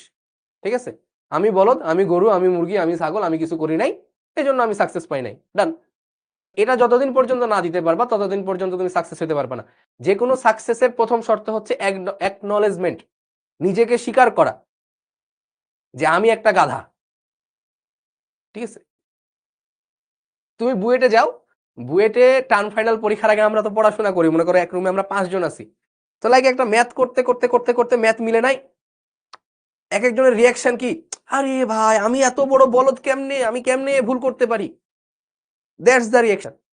এটা তোমাদের থাকতে হবে যে আমি এত বড় গাধা কেমনে। বুঝতে পারছো? আর অনেক কি করে, এই ম্যাথ মিললো না কেন, মনে হয় আমারে ভালো করে পড়াই নাই, এবারে আমারে ভালো করে পড়াই নাই। না, এই কাজ করা যাবে না। ওকে, চলো, বহুত কথাবার্তা হইলো, কলম কই গেল?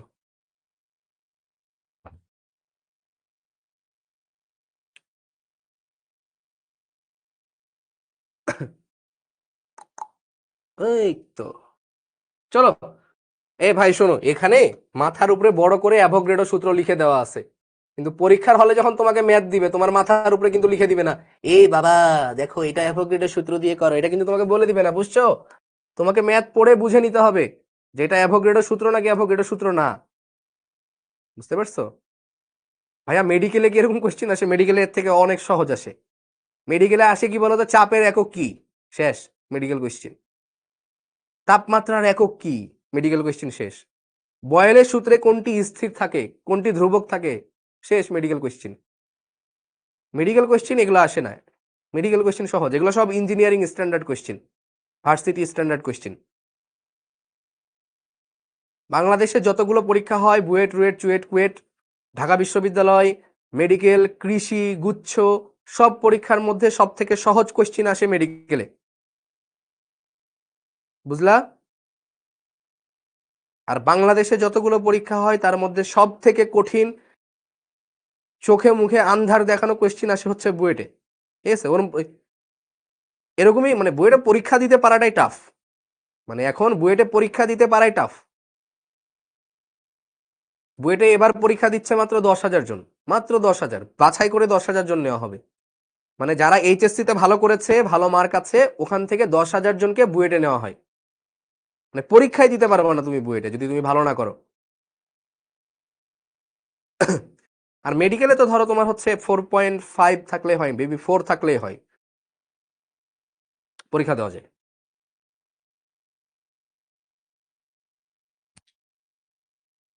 বুঝলা?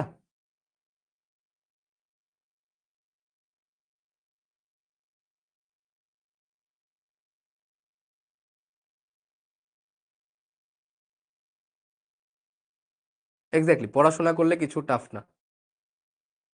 একজন বলছে বাংলাদেশের শ্রেষ্ঠ শিক্ষার্থী হলো বুয়েটিয়ানরা, না না না না না, এ কথা না। শ্রেষ্ঠ শিক্ষার্থী বুয়েটিয়ান, এটা ভুল কথা। ইনস্টিটিউশন দিয়ে কখনো সেরা শিক্ষার্থী বলা যাবে না। বুয়েটিয়ান থেকেও ওই চোর বাটপার পয়দা হয়, ঠিক আছে, ডিএমসি থেকেও চোর বাটপার আসে, ঠিক আছে, ভালো মানুষ বের হয়। সো কোনো একটা ইনস্টিটিউশনের কোনো একটা ছাত্র বেস্ট এটা বলা যাবে না, মানুষ মানুষকে দিয়ে, মানে কাজ দিয়ে বিচার করতে হবে। আমি বলছি যে কোশ্চিনের কথা, বুয়েটের কোশ্চিনটা টাফ আসে, আর ঢাবির কোশ্চেন স্ট্যান্ডার্ড আসে, এবং মেডিকেলের কোশ্চেনটা তুলনামূলক সহজ আসে, এমসিকিউ হয়। হ্যাঁ, বলো এটা, পাশাপাশি দুটি সিলিন্ডারে একই তাপমাত্রা ও একই চাপের অঞ্চলে রাখা আছে, তো দুইটা সিলিন্ডার এঁকে ফেলো, কোশ্চেনের সাথে সাথে ভিজুয়ালাইজ করে এঁকে ফেলবা সবকিছু, বুঝলা? এটা একটা সিলিন্ডার, আধুনিক সিলিন্ডার, হ্যাঁ। মনে করো তুমি একটা সিলিন্ডার কোম্পানি দিয়েছো, তুমি এরকম সিলিন্ডার বানিয়েছো, ওকে, হইলো, নো টেনশন।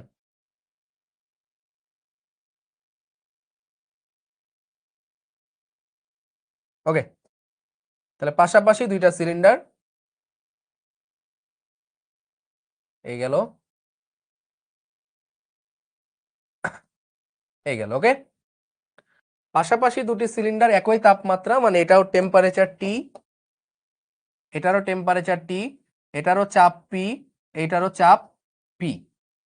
একই অবস্থায় প্রথমটির চেয়ে দ্বিতীয়টির আয়তন 1.5 গুণ বেশি পাওয়া গেল।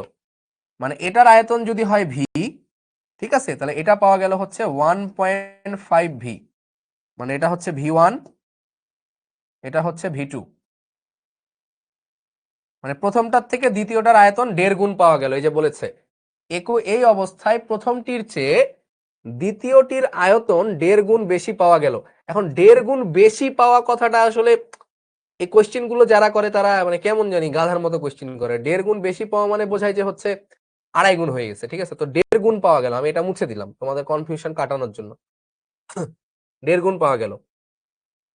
প্রথম পাত্রে নাইট্রোজেন গ্যাস এবং দ্বিতীয় পাত্রে একটি নিষ্ক্রিয় গ্যাস আছে। তো প্রথম পাত্রে আছে হচ্ছে নাইট্রোজেন, ধরো দ্বিতীয় পাত্রে আছে হিলিয়াম। নিষ্ক্রিয় গ্যাস ধরো আমি হিলিয়াম ধরলাম, কথার কথা।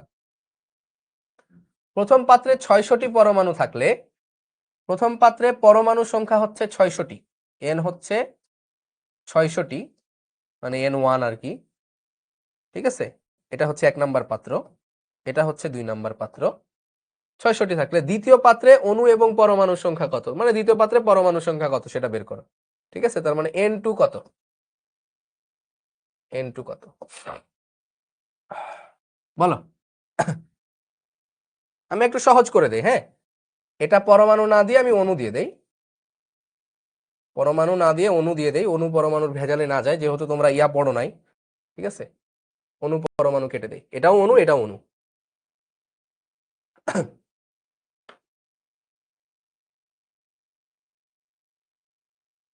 কোন সূত্র পড়বে এটা? টেম্পারেচার প্রেসার স্থির, তার মানে অ্যাভোগাড্রো সূত্র পড়বে, তাই না? টেম্পারেচার প্রেসার স্থির, তার মানে এটা অ্যাভোগাড্রো সূত্র পড়বে। তাহলে অ্যাভোগাড্রো সূত্র আমাদের কি বলে? অ্যাভোগাড্রো সূত্র আমাদেরকে বলে যে N1/V1 ইকুয়াল N2/V2। ওকে, তাহলে এক কাজ করি আমরা, N1 ডিভাইডেড বাই V1 মানে কত? V1 মানে হচ্ছে V, N2/V2 মানে কি? V2 মানে হচ্ছে 1.5V, 1.5V। তাহলে ভাই এই ভি কেটে গেল, তাহলে থাকে কি? তাহলে থাকে হচ্ছে N2 ইকুয়াল, এটা গুণ হয়ে যাবে 1.5 N1, 1.5 N1। ভি না আগে হবে ওই বাবা একই রে, এই গাধা। x/y ইকুয়াল a/b, এটা যদি লেখা যায় তাহলে y/x ইকুয়াল b/a। এটা যদি উল্টাই এটা উল্টে যাবে, দুটাই উল্টাই দিছি, ঠিক আছে। মানে তোমার যদি মনে করো এক হাত নিচে করে ফেলি, মানে উল্টাই ফেলি, তো তোমার তো মাথা নিচে যাবেই, কান টানলে মাথা আসবে, ওই রকম ব্যাপার আর কি। পুরোটা উল্টাই দিছি। V1/N1 V2/N2, তো আমি লিখছি N1/V1 N2/V2। তাহলে এন এর ফর্মুলা পড়ছো, মোল সংখ্যার ফর্মুলা, তোমরা ক্লাস 9-10 পড়ে আসছো না একটা ফর্মুলা, বিশ্ববিখ্যাত ফর্মুলা, মনে আছে? N ইকুয়াল W/M ইকুয়াল কি ছিল? N divided by 6.023 into 10⁻23 equal V divided by 22.4। পড়ে আসছিল না এই ফর্মুলাটা, মনে আছে? মোল সংখ্যা মানে W/M, N ডিভাইডেড বাই এত, পড়ে আসছিল এটা? না পড়ে আসলে লিখে ফেলো, W হচ্ছে ভর, N হচ্ছে অণু বা পরমাণু সংখ্যা, N হচ্ছে অণু বা পরমাণু সংখ্যা, ঠিক আছে। M হচ্ছে আণবিক ভর, আণবিক ভর, W হচ্ছে শুধু ভর। ওকে, হ্যাঁ পড়ে আসছো। তাহলে এখানে এক কাজ করো, N এর জায়গায় তুমি কি লিখবা? N এর জায়গায় এটা লিখতে পারো না? অবশ্যই পারো। তাহলে এখানে N2 এর জায়গায় কি লিখবা? N2 এর জায়গায় তুমি লিখো, N2 এর জায়গায় লিখো বড় N2 divided by 6.023 into 10⁻23 equal 1.5 n1 এর জায়গায় লিখো n1 ডিভাইডেড বাই 6.023 ইন্টু 10⁻23, কারণ মোল সংখ্যা মানে এটা n ডিভাইডেড বাই এত, তাহলে n2 মানে বড় n2 ডিভাইড বাই এত, n1 মানে বড় n1 ডিভাইড বাই এত, তাহলে এটা কেটে যায়, তার মানে n2 equal 1.5 n1, n2 equal 1.5 n1, তাহলে কত হবে বলো? 1.5 ইন্টু n1, তাহলে n2 ইকুয়াল 1.5 n1, 1.5 ইন্টু 600, তার মানে হচ্ছে 900টা, তাই না? তাহলে n2 ইকুয়াল 900। ক্লিয়ার?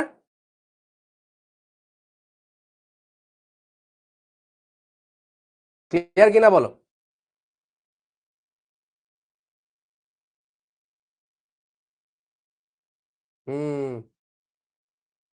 এই বলো বাচ্চা কাচ্চারা, ক্লিয়ার কিনা?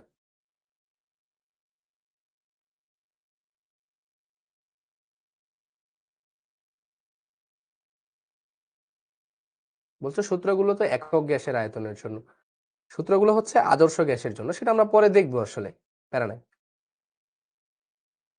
ক্লিয়ার? আচ্ছা, এখন আমরা একটু সূত্রগুলো নিয়ে খেলাধুলা করি, চলো। রাজি? ঠিক আছে, অ্যাভোগাড্রোর বাকি ম্যাথ তোমরা করে ফেলতে পারবা। হ্যাঁ, এবার আমরা একটু সূত্রগুলো নিয়ে খেলাধুলা করি, চলো। হ্যাঁ চলো। আমরা একটা জিনিস জানি যে ঘনত্ব হচ্ছে rho equal M by V. M মানে এম না লিখে আমরা লিখি ডাব্লিউ বাই ভি। রো হচ্ছে ঘনত্ব, ডাব্লিউ হচ্ছে ভর, ভি হচ্ছে আয়তন।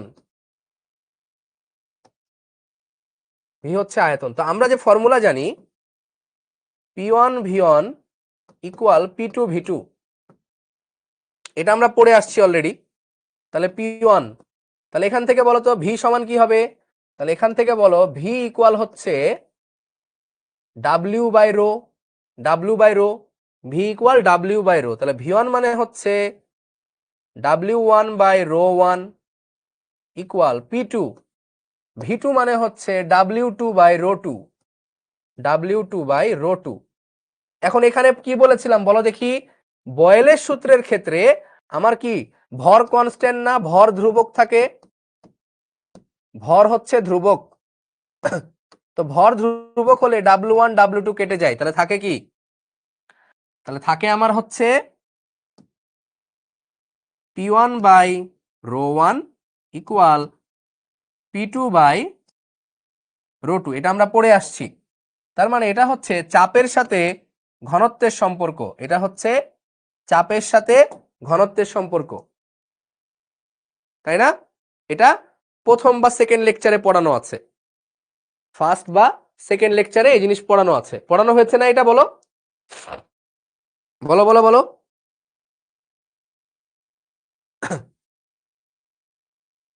হ্যাঁ, এটা প্রথম বা সেকেন্ড লেকচারে পড়ানো হয়েছে তোমাদেরকে। ভাইয়া মনে রাখার কোনো উপায় বলেন? খাতাতে নোট করছো না? খাতাটা রিভাইজ দিলেই তো হয়ে যায়, খাতাটা সুন্দর মতো রিভাইজ দিবা। আচ্ছা, একজনের একটা প্রশ্ন নেই আমি। ও,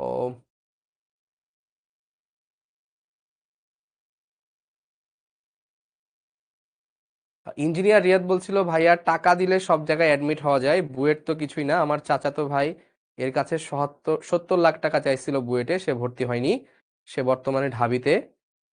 আহ এটা নিয়ে আমি কিছু বলবো না, ঠিক আছে? আমি মনে হয় ফার্স্ট টাইম এমন কাউকে বলতে শুনলাম যে বুয়েটে টাকা দিয়ে ভর্তি হওয়া যায়, ঠিক আছে? এটা আমি ফার্স্ট টাইম শুনলাম তোমার মুখে, সো এটা নিয়ে আর্গুমেন্টের কিছু নাই, ঠিক আছে? এটা বাংলাদেশে সবাই জানে কোথায় টাকা দিয়ে ভর্তি হওয়া যায় আর কোথায় যায় না, ঠিক আছে? বাংলাদেশে বিসিএস ফিল্ডে দুর্নীতি হতে পারে, তবে বুয়েট ভর্তি পরীক্ষায় এখন পর্যন্ত কখনো দুর্নীতির কোনো নামগন্ধ পাওয়া যায় না, বুঝলা? ওকে, ইগনোর। এবার আসো, আমরা চার্লসের সূত্র পড়ছি, তাই না? চার্লসের সূত্র পড়ছি আমরা, সেটা হচ্ছে কি V1 by T1 equal V2/T2, তাই না? আচ্ছা, তাহলে V1 মানে কি? এই যে আবারও আমি সেই কাজ করব। V1 মানে হচ্ছে W1 ডিভাইডেড বাই রো 1, ঠিক আছে, divide by T1। R V2 মানে কি? V2 মানে হচ্ছে W2 divided by rho 2 divided by T2। তো এটা মানে দেখো এই রোটা নিচে চলে যাচ্ছে, তার মানে W1 divided by rho 1 T1 equal W2 divided by rho 2 T2, তাই না? তাহলে বলো তো এইখানেও কি চার্লসের সূত্রেও ভর ধ্রুবক না? চার্লসের সূত্রেও কিন্তু ভর ধ্রুবক। তাহলে আমার W1 W2 কেটে যায়, তাহলে থাকে কি? এটা থাকে হচ্ছে rho 1 T1 equal rho 2 T2। এটা আবার পি ভেবো না, এটা হচ্ছে রো। রো মানে ঘনত্ব, ঠিক আছে, রো মানে ঘনত্ব, ডেনসিটি। রো ইজ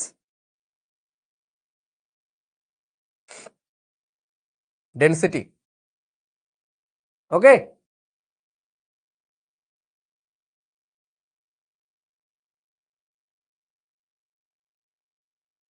ভাই আপনার এক লেখাটা দুইয়ের মতো দেখায়। হ্যাঁ, সামটাইমস এটা আমিও দেখছি, ঠিক ধরছো। এই যে এটা যেমন অনেক সময় দুইয়ের মতো দেখাচ্ছে, এটা ছোট জায়গায় তো এই জন্য এরকম মনে হচ্ছে। প্যারা নাই, চিল। তাহলে আমরা দেখো ঘনত্ব, এটা একটা সম্পর্ক, এটা একটা সম্পর্ক, এটা একটা সম্পর্ক। আমরা সবকিছু মনে রাখবো না, আমরা তো বেসিক গুলো জানলে সবকিছু বের করে নিয়ে আসতে পারি না, বলো? W1 W2 কাটা গেল কেন? ভর ধ্রুবক।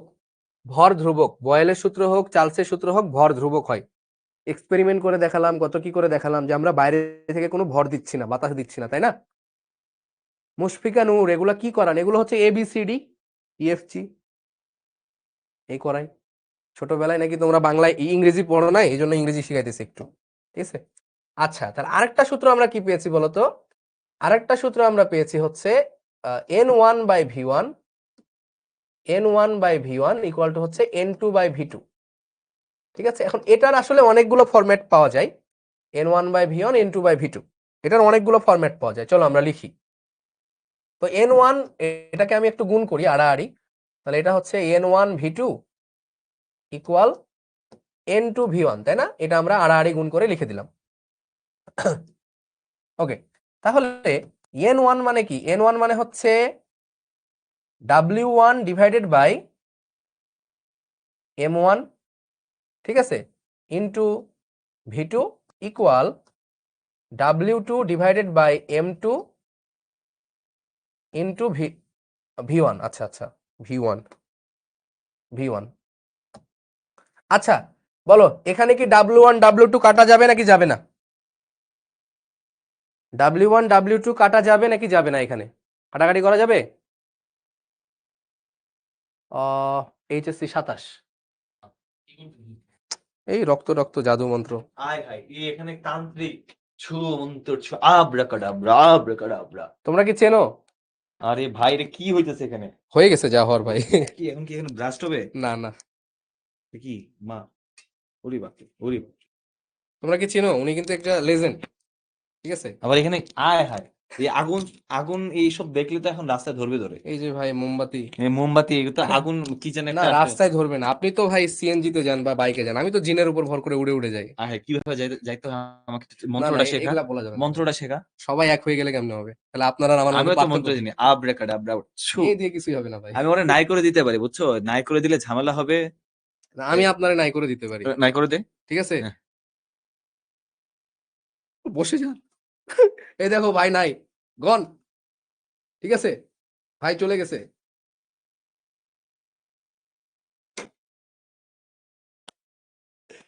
ভাই গন। ওকে, চলো। আরে কিছু না, বসাই দিছি।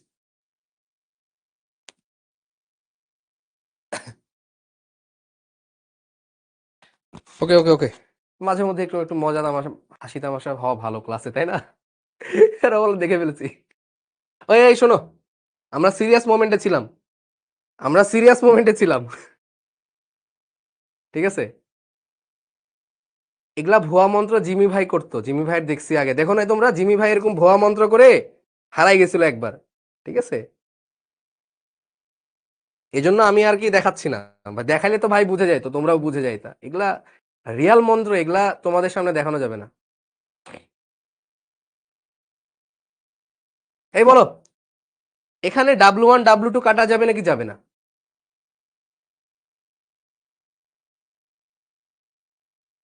কারণ এই ফর্মুলাতে, অ্যাভোগাড্রো ফর্মুলাতে আমার জিনিসটাই ডিপেন্ডেন্ট করে হচ্ছে মোল সংখ্যার উপরে। এখানে কিন্তু কাটা যাবে না, এখানে কিন্তু কাটা যাবে না, ঠিক আছে। সো এখানে কিন্তু আমার এই ফর্মুলা এইটাই থাকবে, ঠিক আছে। আমার এই ফর্মুলা এটাই থাকবে। এখানে এম কি? এম হচ্ছে আণবিক ভর, এম হচ্ছে আণবিক ভর। ওকে, আচ্ছা, এখান থেকে আরেকটা ফর্মুলা লিখতে পারি আমি। সে ফর্মুলাটা হচ্ছে N1 মানে কি? N1 মানে আমি লিখতে পারি হচ্ছে বড় N1 divided by 6.023 into 10⁻23 into V2 equal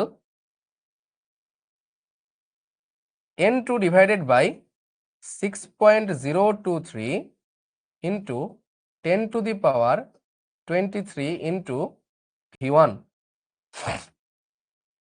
তাহলে এটা এদিকে, এটা এদিকে, দুইটা কাটাকাটি হয়ে যায়। তাহলে থাকে কি? বড় N1 V2 ইকুয়াল হচ্ছে N2 V1, তাই না? তাহলে এটা কি ভাই? এটাও একটা রিলেশন, যেখানে N কি? N হচ্ছে অণু বা পরমাণু সংখ্যা, N হচ্ছে অণু বা পরমাণু সংখ্যা।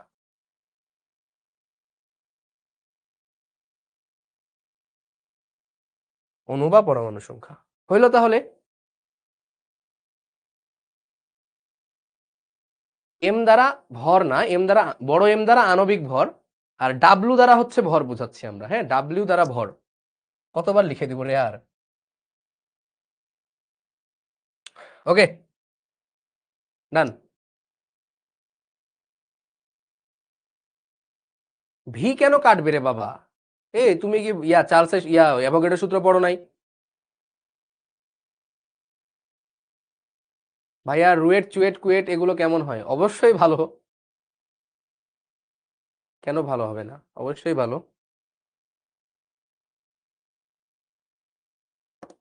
আমি বেশ কনফিউজ ছিলাম যে বুয়েটে কেমিক্যাল ইঞ্জিনিয়ারিং পড়বো নাকি ঢাবিতে, মানে সরি ঢাবি বলছি, মানে ঢাবিতেও আমার চান্স হয়েছিল, নাকি হচ্ছে ইয়াতে পড়বো, মানে রুয়েটে, মানে রুয়েট তো আমার বাসার পাশে রাজশাহীতে, না রুয়েটে পড়বো যে কোনো একটা সাবজেক্ট। মানে রুয়েটে আমি যেটা নিতাম সেটাই পাইতাম, সিএসসি পাইতাম, ত্রিপলি পাইতাম, ইচ অ্যান্ড এভরিথিং।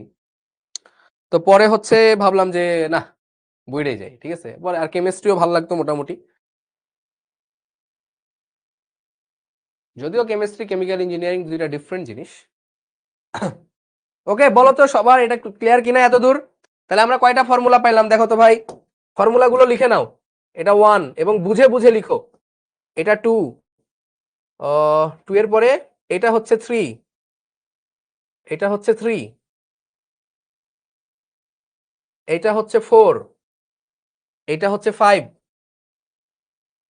এটা হচ্ছে 6।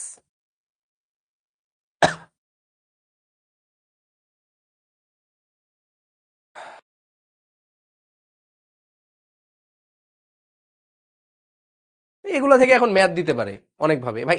এইটা যে বুঝাইতে বলতেছো সে দুনিয়ার গাধা। এই গাধা, এই ম্যাথ তো এখানেই করাই আসছি, এই ম্যাথটা তো এখানেই করাই আসছি, গাধা। ওকে, আর আরেকটা করে ফেলি আমরা। ওই যে আরেকটা আছে না, মহামন্ত্র।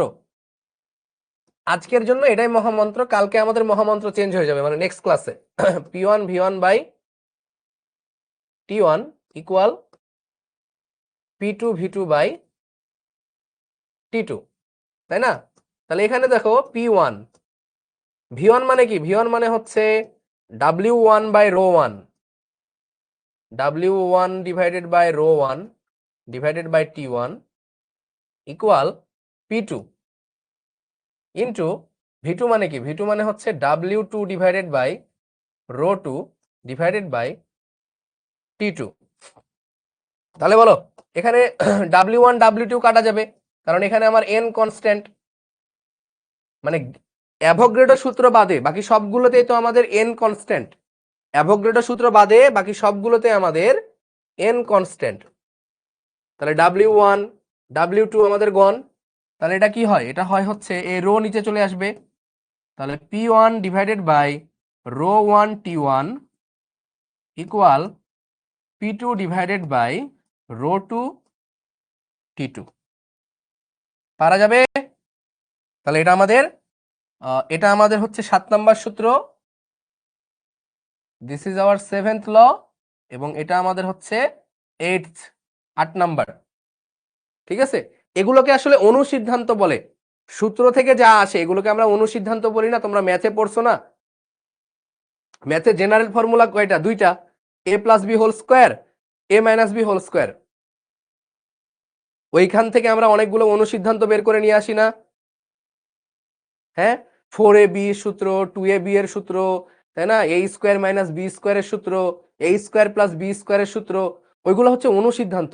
এমনই তোমার মেইন সূত্র তো আমার হচ্ছে বয়েলের সূত্র, চার্লসের সূত্র, অ্যাভোগাড্রোর সূত্র, আর হচ্ছে গেলুসাকের সূত্র। মেইন সূত্র 4টা, এরপরে বাকি যা কিছু আসে সবকিছু হচ্ছে অনুসিদ্ধান্ত।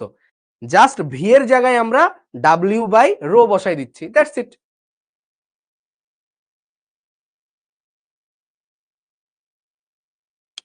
ক্লিয়ার? তাহলে দেখো আমরা 1 2 3 4 5 6 7, ওই 5 ও 7, এটাও 9 নাম্বার সূত্র, এটাও একটা সূত্র। বাট আসলে তুমি একটা পারলে বাকি সব পারবা, এটা তোমার মুখস্থ করতে হবে না। কেউ যদি মুখস্থ করো তাহলে ভুল পথে আছো। বলো ক্লিয়ার কিনা? আজকের ম্যাথ যা যা দেখালাম এবং থিওরি যা যা দেখালাম সবকিছু ইচ অ্যান্ড এভরিথিং ক্লিয়ার কিনা বলো তো? ক্লিয়ার সবকিছু, নাকি কারো কোনো কনফিউশন আছে, কারো কোনো প্রশ্ন আছে? পরের দিন আমরা হচ্ছে আদর্শ গ্যাসের সূত্র পিভি ইকুয়াল টু এনআরটি, যেটা হচ্ছে এই চ্যাপ্টারের আমাদের মূল মন্ত্র। হ্যাঁ, এই চ্যাপ্টারের আমাদের মূল মন্ত্র হচ্ছে পিভি ইকুয়াল টু এনআরটি। ওইখানে এনও চেঞ্জ হতে থাকবে।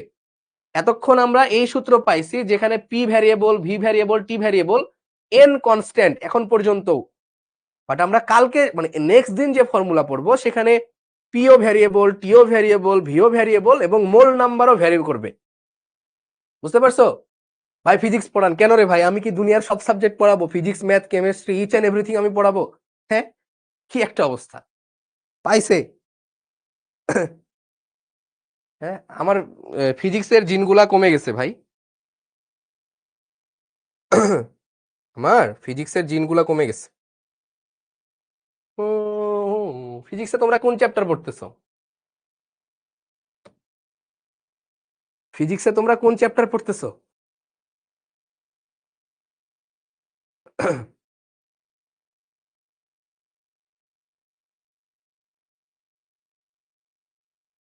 ভেক্টর।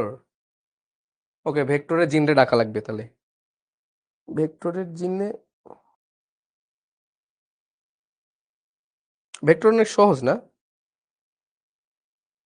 চলো তোমাদের একটা কাজ দিয়ে যাই, এবং এটা আমি ভিডিও করে দিবনি না হয়।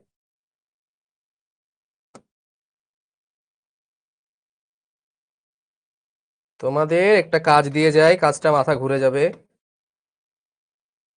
তোমরা এটা প্র্যাকটিস করবা, পারবা অনেকে।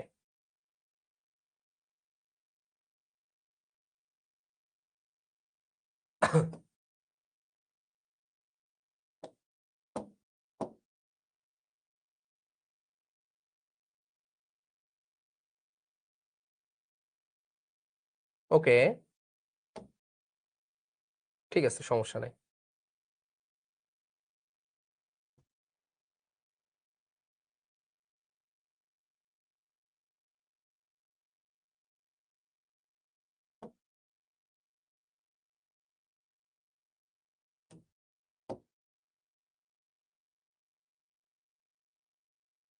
জেড অক্ষ এদিকেও হতে পারে, আমি এদিকে দিছি, কোনো সমস্যা নাই, 90 ডিগ্রিতে আছে আর কি, কোনো সমস্যা নাই। ঠিক আছে, আচ্ছা, এখানে কতগুলো ভেক্টর আছে সবগুলো ভেক্টর বের করবা। ঠিক আছে, যতগুলো ভেক্টর আছে সবগুলো ভেক্টর বের করবা। এই ঘনকের ঘনকের প্রতিটি বাহুর দৈর্ঘ্য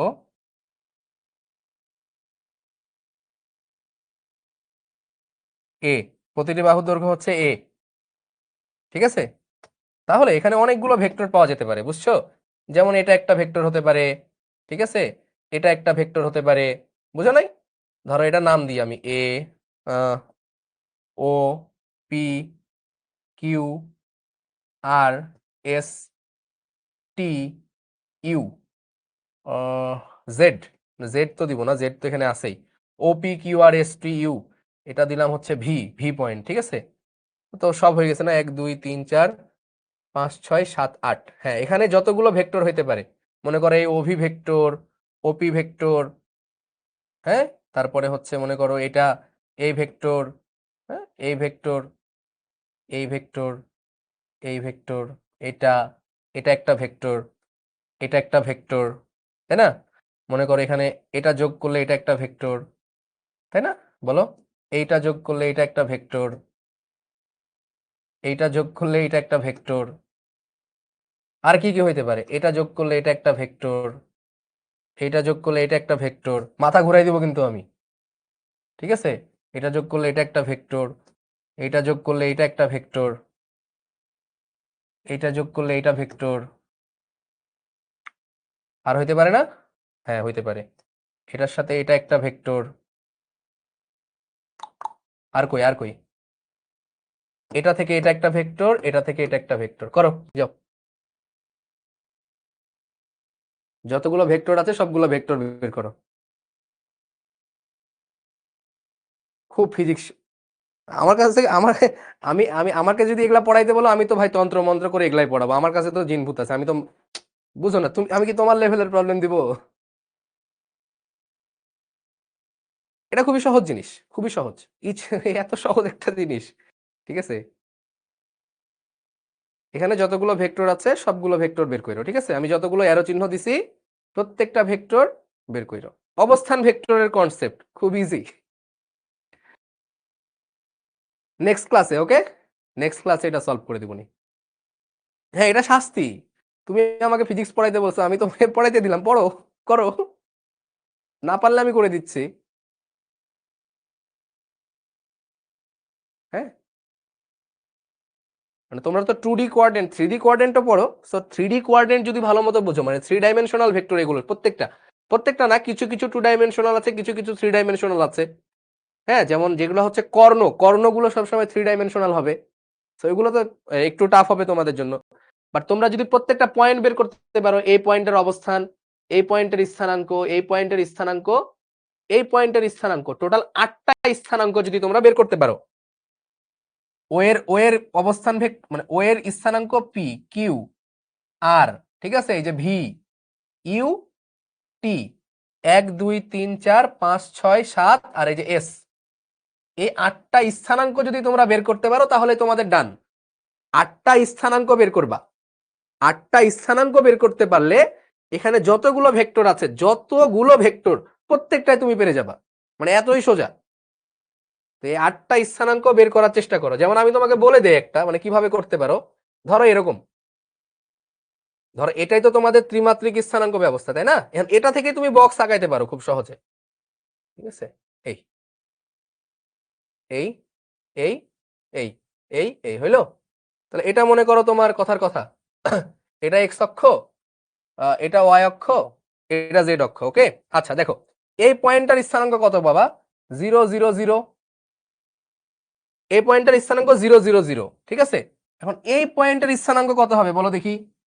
এটার স্থানাঙ্ক, শুধু আমি এক্স অক্ষ বরাবর যাচ্ছি না, শুধু এক্স অক্ষ বরাবর যাচ্ছি, আমার বাহুর দৈর্ঘ্য হচ্ছে এ, তাহলে এই পয়েন্টটার স্থানাঙ্ক হবে আমার এ।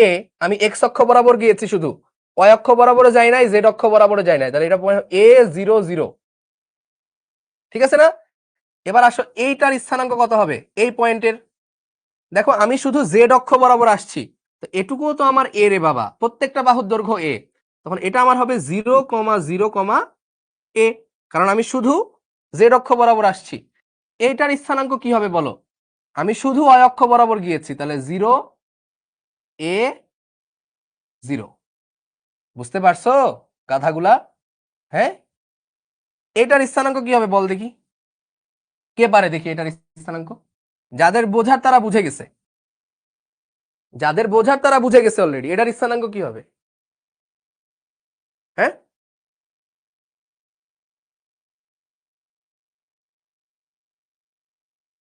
দেখি। হট 0 0 0 বলে গাধা। হ্যাঁ হ্যাঁ হ্যাঁ, দেখি দেখি দেখি। একজন বলছো A0A, দেখি হয় কিনা। এটা এটা জেড অক্ষ বরাবর আসছি, আর এটা কোন অক্ষ? এটা হচ্ছে এক্স অক্ষ। তাহলে জেড এ গেছি, এক্স এ গেছি, ওয়াই বরাবর যাই নাই। দেখো এটা আমি ওয়াই বরাবর যাই নাই, তাহলে জেড আর এক্স, তাহলে জেড আর এক্স মানে আমার তো এক্স ওয়াই জেড, তাহলে জেড এর ভ্যালু আছে, এক্স এর ভ্যালু আছে, তাহলে A0A, জেড এ, জেড আর এক্স এর ভ্যালু, তাহলে A0A, হ্যাঁ ঠিক আছে, A0A, ঠিক আছে না? তাহলে এটা কত হবে ভাই বলো? এটা এটা হচ্ছে, দেখো এ বরাবর আসলাম, জেড বরাবর আসছি, এক্স বরাবর আসছি, ওয়াই বরাবর গেছি, তার মানে তিনটাই আছে, এ এ এ, তাহলে এটা হবে এ কমা এ কমা এ, হয়ে গেল, ডান। আর কি? তাহলে 1 2 3 4 5 6, বাকি দুইটা তোমরা করে ফেলতে পারবা। এটা কত হবে? এক্স অক্ষ বরাবর গেলাম, ওয়াই অক্ষ বরাবর উঠলাম, তাহলে এক্স আর ওয়াই এর ভ্যালু থাকবে এ কমা 0। আর কোনটা? এটা এটা কি দেখো, জেড অক্ষ বরাবর আসছি, ওয়াই অক্ষ বরাবর উঠছি, জেড অক্ষতে আসছি, ওয়াই এ উঠছি, মানে জেড আর ওয়াই এর ভ্যালু থাকবে, তাহলে 0 এ এ, শেষ। এখন তো তুমি সব ভেক্টর পাই যাবা। এখন তোমারে ধরো এ ভেক্টর বের করতে বলছে, এটা যে তুমি আমারে এই ভেক্টরটা বের করে দাও। কোনটা? এইটা, এই ভেক্টর। তাহলে এটা আমার হচ্ছে ফাইনাল পয়েন্ট, এটা আমার ইনিশিয়াল পয়েন্ট, তাহলে এটা আমার এফ ভেক্টর, এফ অবস্থান, এটা আমার আই অবস্থান। তাহলে এই ভেক্টরটা কি হবে ভাই? এই ভেক্টরটা হবে কি বলো? F vector minus I vector. তাহলে এফ কি? এ মাইনাস 0, এটা থেকে এ, তাহলে A minus 0 I plus A minus A, A minus A J plus 0 minus A, 0 minus A Z অক্ষের জন্য কে, তাহলে কত হয়? A I plus 0 J minus A K, তাহলে এ আই মাইনাস এ কে, শেষ। ইজি না ভাই? ভেক্টর অনেক মজার জিনিস।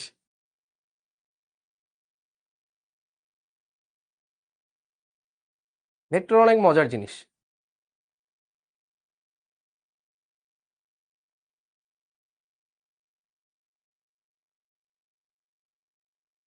এখান থেকে এখন যত ভেক্টর আছে সব পারা যাবে, খালি ফাইনাল মাইনাস ইনিশিয়াল করে দিবা। Final minus initial, final minus initial. এবং দেখো এটা কোন তলে অবস্থিত? এটা দেখো এক্স জেড তলে অবস্থিত, এক্স জেড তলে, কোনো উচ্চতা নাই, এই ভেক্টরের কোনো উচ্চতা নাই। তাহলে দেখো এক্স আছে, আই আর কে আছে, কোনো ওয়াই নাই, ঠিক আছে? ওকে, যাই হোক, আমাকে আর কিছু পড়াইতে বইলো না ভাই, ঠিক আছে? বেকার বেকার তুমি জিন ভূতের মাথাগুলা নষ্ট করতেছো। ওকে, তো যাই হোক, পরিশ্রম করলে তুমিও সব পারবা, এটা হামরি কিছু না, ঠিক আছে? মানে এগুলা ইন্টারে থাকতে পারতাম। হ্যাঁ, তো অবশ্যই অবশ্যই তোমরা ক্লাস কেমন লাগলো জানাই দিবা অবশ্যই, ঠিক আছে? এক একদিন আমি বায়োলজি পড়াই দিছি, এক একদিন ফিজিক্স পড়াই দিছি, কোন দিন না সবাই মিলে এসে আমারে মার দেয়। হ্যাঁ, ওকে, সবাই ভালো থাকো, সুস্থ থাকো, আর পরিশ্রম করতে থাকো ভাই। হ্যাঁ, দিন শেষে পরিশ্রমই সব। তোমাকে সব সাবজেক্টে অলরাউন্ডার হইতে হবে, এটাই। তাছাড়া তুমি কোথাও তো আসলে ভালো করতে পারবে না, একটা সাবজেক্টে ভালো হয়ে কি লাভ আছে বলো? তোমাকে বায়োলজি পারতে হবে, ম্যাথও পারতে হবে, ফিজিক্সও পারতে হবে, কেমিস্ট্রিও পারতে হবে, আইসিটিও পারতে হবে, বাংলা ইংরেজিও পারতে হবে। এখানে তুমি সব পড়তেছো, তো সবকিছুই সুন্দর মতো সমানভাবে পড়ো। কখনো একটা সাবজেক্টের পিছে ফেভারিট সাবজেক্ট থাকবেই। এবং আমি জানি খুব ভালো মতো যে এই বয়সে আমাদের বেশিরভাগ স্টুডেন্টের প্রিয় সাবজেক্ট ফিজিক্স। আমারও ফিজিক্স ভালো লাগতো, ঠিক আছে? এগুলো আমি ফিজিক্স ভালো লাগতো বলে আমি এগুলা নিয়ে অনেক অ্যানালাইসিস করতাম। সো তোমরাও করো, সমস্যা নাই, বাট সমান তালে সব সাবজেক্ট পড়ে যাও, যাতে ফিউচারে যে তোমার জন্য ভালো হয়। ওকে, তো সবাই ভালো থাকো, সুস্থ থাকো, দেখা হবে নেক্সট ক্লাসে, মেবি নেক্সট উইকে। হ্যাঁ, ওকে, আল্লাহ হাফেজ, টাটা, বেস্ট অফ লাক।